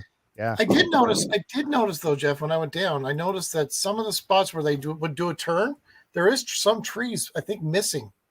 Oh, really? No, just so they can, if they have to turn, they can get through. No, I don't mean they're not low, but they were probably removed on purpose for that whole purpose to get that down there, or to get stuff like that down there. Okay, so coming across the causeway, is it the biggest vehicle has a right of way like other places? Yeah, I would imagine it would. Yeah, actually, the causeway's one way. Yeah, I wouldn't be going up against that truck right there with Carmen's Corvette. Let's put it that way. Yeah. There's actually a sign at the causeway. It says one-way traffic only. Yeah. But okay, well, I'll let you go. I just wanted to say this is a really awesome group tonight. Thank you. Chat, yeah, it is. We've got a lot of good comments. There's 205 comments already. We're not even done with the show. Wow. Sometimes I'm on the YouTube side. Sometimes I'm on the Facebook side, depending on which I happen to be on at the time. Yep. So I know who's talking on both sides now. I know that's a good thing, but I can see both. That's the nice thing for me, because I got the Facebook side up over here, so I can read that. And that's just the 206. 206 is just the Facebook side. That doesn't include the YouTube side. There's a lot of comments. Oh my goodness. Anyway, thanks a lot. Thanks guys. for calling in. Thanks, John. Appreciate it. See you again next time. All right. Bye-bye. Hey, Jeff. Yeah. So since you got that picture up, we talked about this prior to the show, and I was going to throw it out to our members. I was thinking of Karen. All that public cover going over that house being so close to the causeway. That house had a rattle. Then they run that horn off going by her house and everything. Oh my goodness. Yeah. And then when they come out, I don't know if this one did when the hammer grab showed up. But when there's the crane being erected there, they're putting the crane together, and they have to have another smaller crane to set up the big crane, and that's. I wonder how they put those things together. It's pretty funny. I'd love to sit and watch that actually taking place. They actually have 2 hammer grabs out there. They've got the one with the teeth on it, and then one with more just blades. So I thought that was pretty interesting. But here, here's the picture here. When these things rolled in, I mean, they were blowing their horns and everything. Hey, we're here at the Caissons. Can you imagine? Karen's like, oh, come on, please. Really? Oh, she had to be, but she was out there taking pictures for us. If you remember, yeah, she was. took a bunch of well, not necessarily for us. She puts them on her page too. She's got her own. And we're talking about Karen Publicover, who has the Facebook page, Oak Island from the Other Side of the Causeway. You should check that out. If you haven't already, you guys should check that out. It's a really good page. She's got some fantastic stories that she shares about all things Oak Island and everything. So, and she's got, Bobby Dazzler, I think, is gone now. Bobby Dazzler was the little trolls that she makes that was in a fire. He got a lot of smoke damage, Bobby did. But yeah, so if you haven't checked that out, you really should see it. It's Oak Island from the Other Side of the Causeway, and it's a Facebook page, really good. But yeah, when these guys were showing up out here with the Caissons, I mean, they were blowing their horns and everything, and that had to be rumbling her property there quite a bit. Yeah. Oh, and she did. Yeah, there it is. Janet said, let's see, who is it? Oh, here it is. Jack. Jack said, Karen took the pictures and commented of how noisy it was. Yeah. The gnomes. Okay, you're right. Gnomes. Yeah, I said trolls, didn't I? Yeah, gnomes. Thank you. Thanks for correcting me on that, darling. Yeah, she would get mad if she heard me call them that. She'd be, what? Those aren't there. Those are gnomes. Bobby Dazzler. Yeah, look at this. I grabbed this picture because I'm just fascinated. Look how big those things are.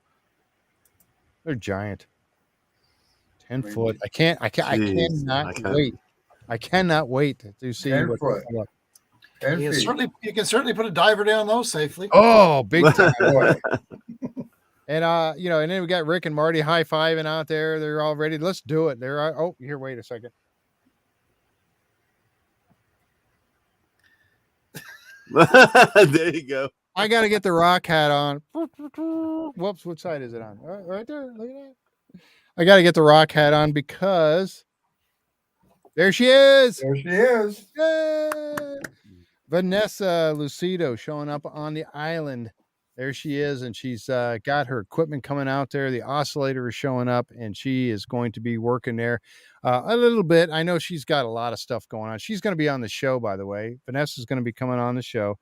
And again, as I was saying before about the folks coming on that are on the island, we have to kind of wait a little bit for them to we can't have them on too soon, because if we do, they can't talk about anything. So we have to wait a little bit. I really would love to talk to her right now. Her and I have been chatting back and forth on emails and all that. And she's ready to go, but we have to wait a little bit so that she has a huge fan base on this show too. She does. I mean, she is. She's got one here. I can admit to that. Yeah, Jack. Oh, yeah. Yep. That's one of the reasons why I said, oh, Jack's got to be on the show with us tonight. The arrival of Vanessa Lucido to the show. You know what I found out kind of amazing is that she had no idea they had found gold and silver deposits maybe down there when they were talking. Yeah. When they had her on the, they were in, I think, was that when they had her on before she even come out, they were just talking to her about coming out. Was she on camera? I mean, last night also. Was it last night there? That's right. You're right. Yes. Yeah, that's when Marty said he was 100%. Right. Yeah. Yep. Yeah, that's awesome. I know she really wanted to crack at it after being out there before. Yeah. This was interesting right here, too. I just brought up what Dave said there. He said, just wanted to mention, guys, that the new hammer grab could possibly bring up large objects intact with that new possibility. Yeah. I mean, it could literally scoop up the Ark of the Covenant and bring it up in a hole. Don't say that, Jeff. Oh, God. Don't say that. A whole bunch of badness will happen. That's one of the things that we were talking about with one of the things we talked about when we had on Vanessa. I had an opportunity to chat with her on a show before, and Vanessa had mentioned that. She said that was one of the things that bothered her the most about going down there with that hammer grab and put the Caisson down there, that if they did hit something of historical significance and they ruined it with that hammer grab, I mean, they just don't know. You just don't know what you're going to come up with. It is the chance you take. Right. And she thought, if I'm the person that cuts the Ark of the Covenant in half, with the Caisson. She goes, and that's what I was talking about. Well, if you do, we're all going to know right away because you're going to see that swirling vortex over Nova Scotia. And the wrath of instead of God. signaling the end of the world is about to happen. Yeah, that's going to be the time we see that. So that Caisson is big enough. I think they could bring up the Chapel Vault through that possibly. That's what they showed in the video. Yeah. Yeah, they were showing it picking up an actual vault. Depends on how big it is. I mean, the hammer grab, if it's reaching inside of it, and you see it. Well, here I'm bringing this picture back up. Let me take this down. And I was hating to cover up Jack there. That's why I took that down because we're hiding Jack every time we do that. There's a picture of the guys. That's of course Vanessa, and I've just had a complete blank, just real blank on their names. Help me out, guys. What's their names again? I know they. I can't remember. I know. I'm at a complete. I lost it. I had it, and maybe it's written down here. Jan probably put it in the notes, didn't you, Jan? Let's see. Nope, I don't see it in here.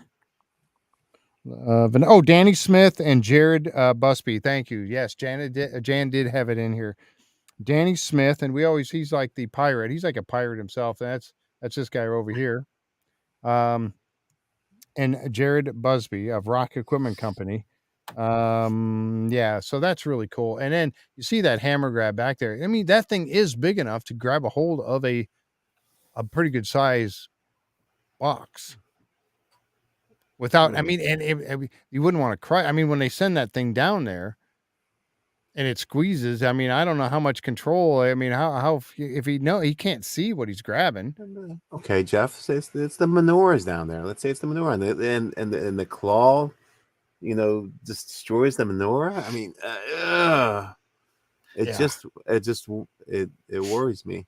Yeah, me too. I'm with you. Yeah, it does me too. Every time they drill, I think they might drill through the Ark of the Covenant. Every time, I mean, just right. Camera. You think they'd have a camera with a light or something inside of it? Yeah, they can bring it up. Like an LED light in the camera. Well, that's a good point. You said that because every time I think about the boreholes that they put down, like the one that all the water came up on, they had all this water shooting up out of that hole 2 weeks ago. Why don't they put a daggone camera down that thing? See, the other thing too, Jeff, we don't know if they did or not. That's true, but you would think they would show us if they did. I mean, unless they don't want us to see anything. But I'm telling you, folks, if I would be putting a camera down there. Have a camera in every single hole going. Absolutely, especially when it's got clear. You saw the water coming up out of that pipe. It wasn't the dirty old yucky water that they use for the sonic drill you see Gerhardt's water truck sitting right there next to the drill rig, right? They're providing water for the drill to do its sonic drilling to get down through all that rock and everything else.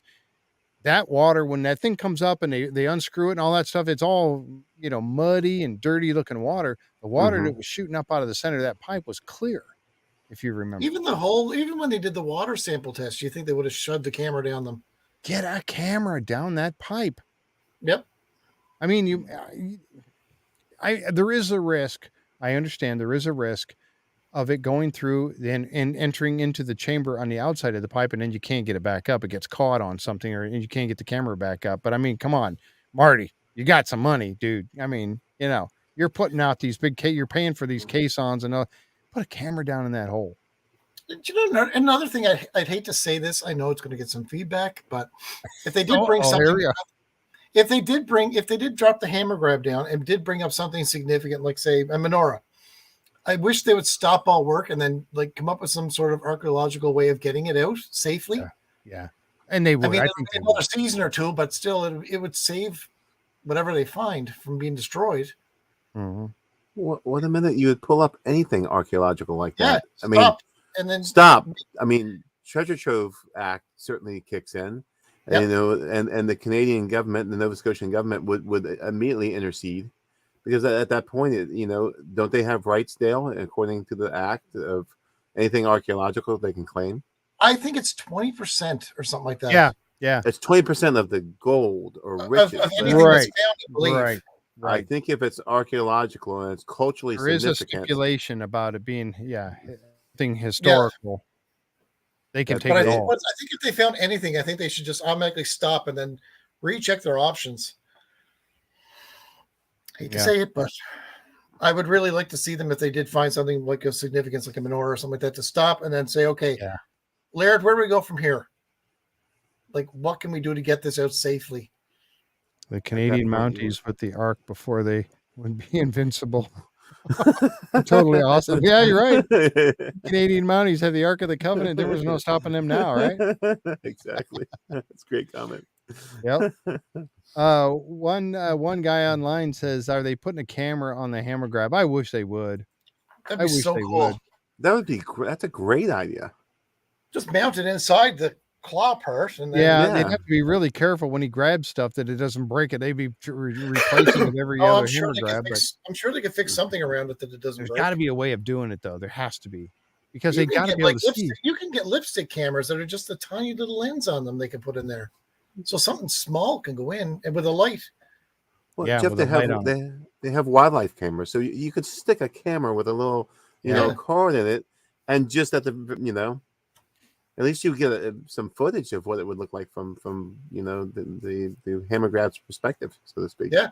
Yeah.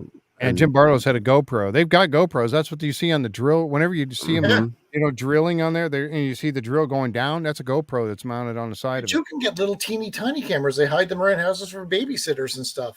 Right. You can put something like that in there, and it's small enough. Kate said they could use a plumber's camera, run it down the hole. Exactly.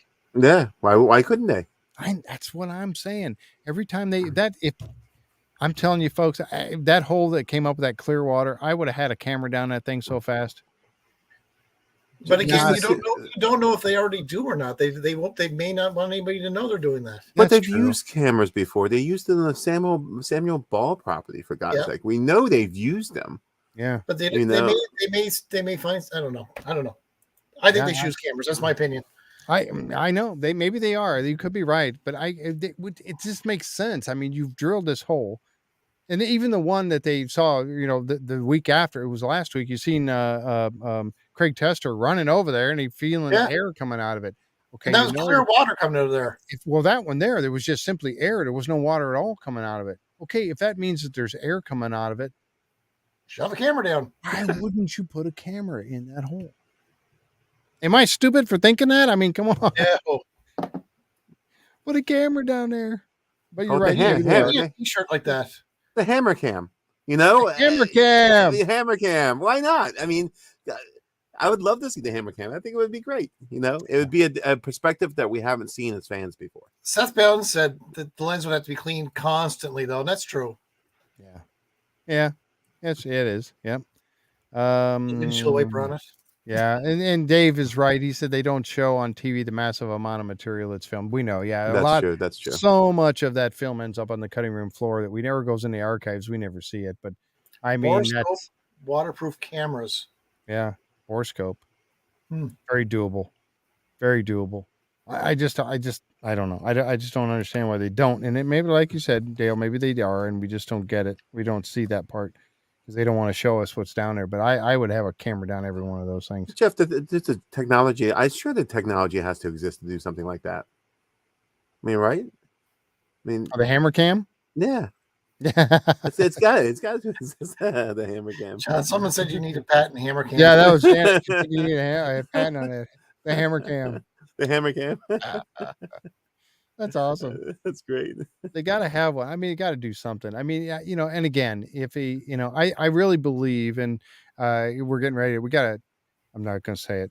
Linda told me to quit saying this. Anyway, so I got to believe that if they found something this year, I really do, because, we had that poll out, and I think, did we stop the poll? Is that turned off yet? I think we stopped it. They were having the poll of how many caissons, not talking about cans going down into one hole, how many different caisson placements do you think they did this year in the swamp or in the money pit? 1, 2, 3, or 4. They were talking about doing 4, and we seemed to be 4 was the big number. Yeah, they were that's what they were originally trying to do. They were trying to get us. That's what Craig Tester talked about, having to position 4 different spots to put them down. But then Colin was out there with his boat, and he was going around taking pictures, and it looked like to him there was only 1. I'm thinking there were. Yeah, thank you. Tom said the polls are and closed. Rick mentioned it. It only takes one. It only takes one. I'm thinking they did at least two. Two. That's my guess. I said two. That was my vote on the poll that they put in two. But and then they stopped. Now, let's say if they did only one or two, which I think that's the case.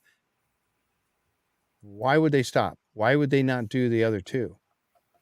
Didn't they say it takes about a week to put one of those cans down? Yeah. And Colin said in September. Yeah, and Colin said that it was the end of September they started, but by the middle of October they were done. Right. So if it takes a week, that's only about 2 cans down. Right. So, and the weather here in Nova Scotia was beautiful all fall. We were still getting good weather at that time. It was beautiful. It was warm. It was sunny, and there was.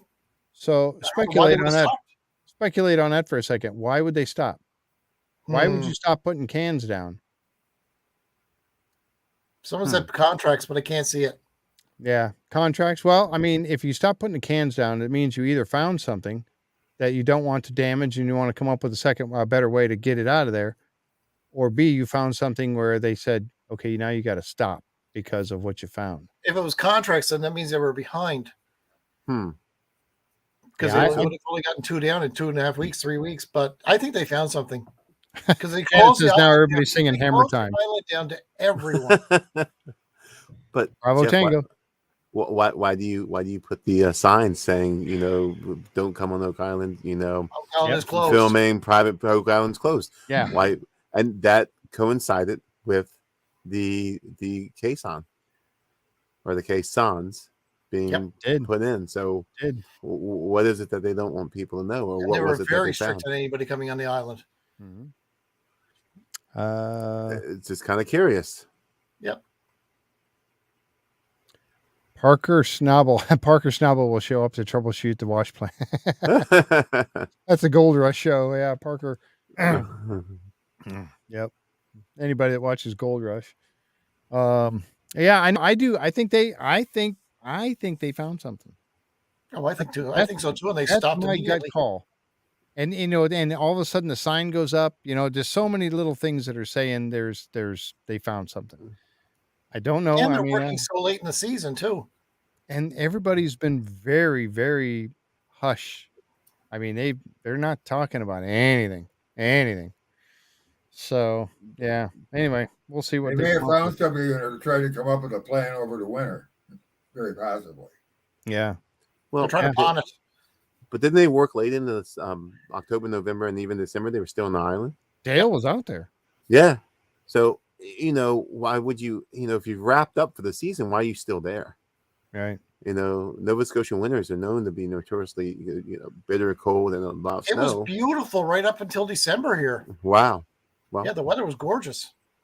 Maybe they got something, trying to get inroads into the season 10. Or maybe they're doing a pawn stars, pawning it all off. Yeah.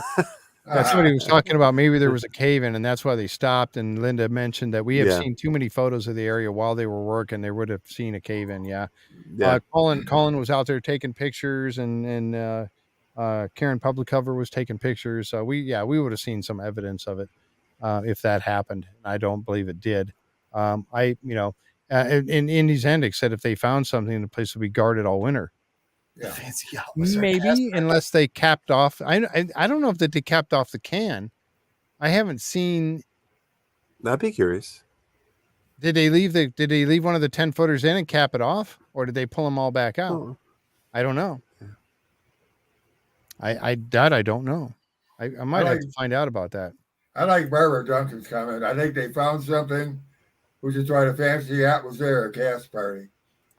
That fancy yacht was in Halifax for a while. Yeah, that yacht was pretty. That yacht that Colin took a couple of pictures of that yacht when he was. It was going by his boat. Now, his boat's pretty good size, and that thing was huge. That was a nice yacht. That was some people getting a real good look at the at Oak Island for sure. Laird was working on Oak Island stuff already. That's what Amy says. Yeah. Well, some of them work all winter long on research and stuff. Doug does for sure. And I think Go ahead. I was going to say, if they found anything historically significant, it would have made national news. You pulled the Ark of the Covenant, or you know where it is, or you Something found like it. that. That makes instant. That's CNN. That's like Ark of the Covenant discovered. That makes instant news. And then I don't think it would make the news, honestly. You don't think so? I think they'd be very hush hush about it for now. Yeah. How does that not make news though? Legalities of who owns it and stuff like that. I think they'd be very hush hush on it until they figure it all out legally. Yeah. What the question is, who would have claim to it? And it seems exactly, and that's why they're probably, if they did find something, they're probably not saying a word. The Ark of the Covenant. Moses has got claim to that. Some people are disagreeing with me. Do you really keep it hush hush? I mean, with this age of social media and instant news. I mean, how do you keep that from the general public? Yeah, you close the island down. You close the island. You close the island down and then not speak a word of it, and then it's do diplomacy. Like, and if you do take anything off the island like that, you would take it out secretly, like in a dump truck, like that comes to the island every single day. Kate said they'd have to contact Israel. Well, that would definitely have to be a phone call. Could it be? Robot said, could it be if they pull up a wing of the cherubim? One of the cherubim wings. Robot, don't say that. No. Close your eyes and turn off the TV. Yeah. Just go ahead and just get into your dark place. No ark was found. Yeah. And maybe I'm wrong. Maybe they would. I mean, I see someone disagrees, and maybe they would keep it completely, silent. There would be no melted faces. They kept UFOs secret for 50 years. Yeah, look at that. So what do you know? They might have kept that a secret too, though. But I don't know. I really do, though, folks. I think they found something. I don't know if it was earth-shattering something, but they found something, and they decided that you know what, we're gonna have to just wait. Let's get this. Maybe do the big dig. Season 10, Marty loses his keys. Yeah. But maybe they decided to stop right there, and it's time to do the big dig next season. Maybe Amy agreed with me. Amy said she thinks if they try to keep it hush hush and wait for legal battle to ensue. Oh, I think that's what it is. I think it's a legal thing. They're waiting to find out what they can do and what they can't do. And okay, there's one scenario we have never talked about. What if they found a tomb? Yeah. Ooh. And what I mean by that is, I've talked to other theorists that Francis Bacon could be buried there. Other people could be maybe a Grand Master. There could be a Templar Grand Master, or another Grand Master in a Rosicrucian, or speculative masonry, or other things like that. It could be the same thing as when they found the Mi'kmaq artifacts too. They found something and they had to stop. All stop. Yep. Stop. That's what I was thinking. If they and a tomb would, or both of those scenarios could possibly be true. If they found Mi'kmaq stuff from First Nation people down there, or if they found some sort of a tomb and they found an actual skeleton or something, started pulling. They would have to stop. It'd be all stop at that point. And it doesn't have to be a grandmaster. It just say it's a burial site of any sort of significance. With human remains, they would have to stop immediately. They'd have to stop until they identify everything. So yeah. See, this is what they could have found coins. They could have found gold. They could have found a person. Yep. Yeah, you're right. Something I think. happened. Yeah, Something I think a couple caissons went down. They found something, and they decided, okay, we got to go to the big dig next year because this caisson's just not going to get what the answers we need. We're gonna have to go for the big dig. Or they could have put two down and said we found something. Yeah, and it's significant, and we can't do any more until we identify it. Yeah, and talk to Aztec lawyers. Gold. Yeah, Aztec Gold. Who would own it? I don't know. Exactly. It's like I don't know. I don't know if Nova Scotia, how that is, or Canada is with this. It's like that. When we had Rob Westrick on with us, and Rob said, if you find it on the beach on dry land, it's yours. Yep. If it's found in the waters, the coastal waters, 20%, 80%. Yep. Wow. Yep. So would this be if they found something in a money pit? How's that going to play? I don't know Canadian law on that. I mean, the treasure trove laws and. But Rick and Marty own that land, though. That's the thing. They do, but still, I mean. I don't know how it works. I don't either. I thought it was 20/80 split. I thought it was if 20/80 too. Right. Unless it's culturally significant. And then the Nova Scotian government has the right to take it all. That's the last I heard of that. Yeah. It'll be interesting to see when Larry comes back on now. Yeah, exactly. Yeah, he could give us a lot more detail on that for sure. Well, he's been off for about like 2 or 3 episodes. He hasn't been on either. I know. You're right. That's true. I hadn't thought about that. You're right. He hasn't. I mean, once they stopped it, I mean, he's still there as an advisor and all kinds of stuff. He's still busy doing things, but you're right. We haven't seen much of him lately. The Oak Island But they treasure kept him. covers Oak Island for his first treasure goes. Yeah. Interesting. Well, we're certainly going to find out. All right. So, folks, they got to put the caissons down. They got to be putting them in the ground next week. If they don't, I'm going to be. I mean, what else can they be? Where I think they're done in the swamp. I'm pretty sure they're done in the swamp. I think we will see more drilling in the drill going down the hill, following the trail of the flood tunnel. I think we're going to see some more of that. We're going to see them down in Smith's Cove down there drilling. But I'm hoping we start seeing them pull some dirt up next week out of the Caisson, out of D2. What do you think? I think that's where we're going to see next week, and I really hope so. If we don't, there's going to be about 2 million upset people. Absolutely. No, they have to start it next week. As we've waited 13 episodes. We've been waiting for the Caissons to show up. They're finally there. Let's get going. I mean, and you've got the people there. You've got Vanessa and all her people and the Irving people there now. Yeah, let's go. Let's get her done. Let's start putting that thing in the ground.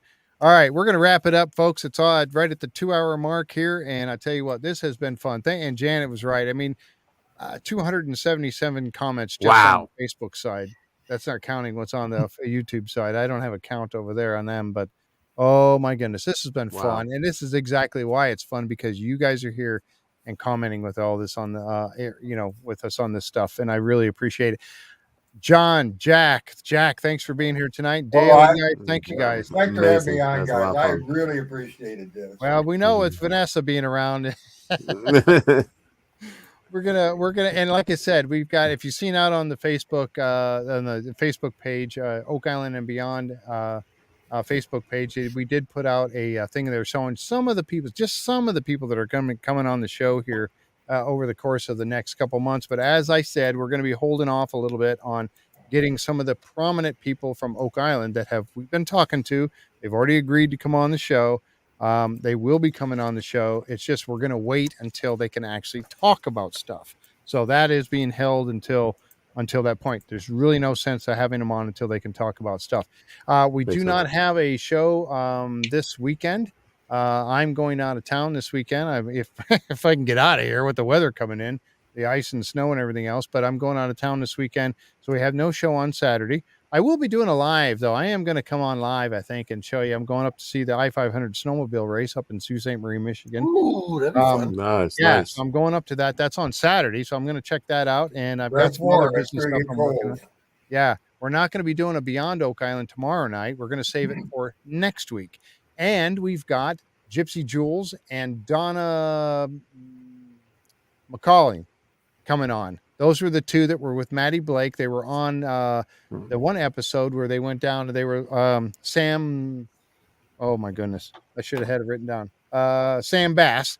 So they're going to be that episode. We're going to be talking about that one. This is Tom Burns and I.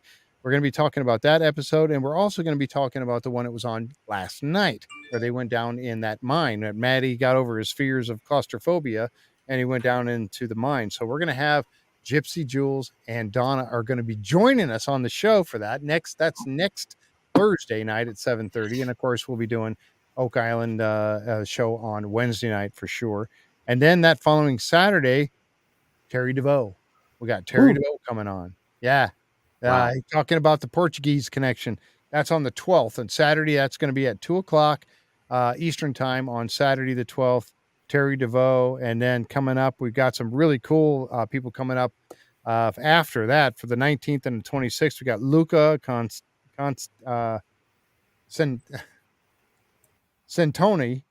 Luca Centoni's coming on the 26th. And Graham Phillips is coming on the 19th. You guys got to check those guys out. It's going to be cool stuff. So anyway, we'll see you. The next show is going to be next Wednesday at 7:30 for episode number 14. Again, thanks guys for being here. If you're out on Facebook, make sure you click on that subscribe button and give us a thumbs up if you like the content of the show we do. Thanks for being here, folks. We'll see you next week right here on the Curse of Oak Island and Beyond live stream. Good night.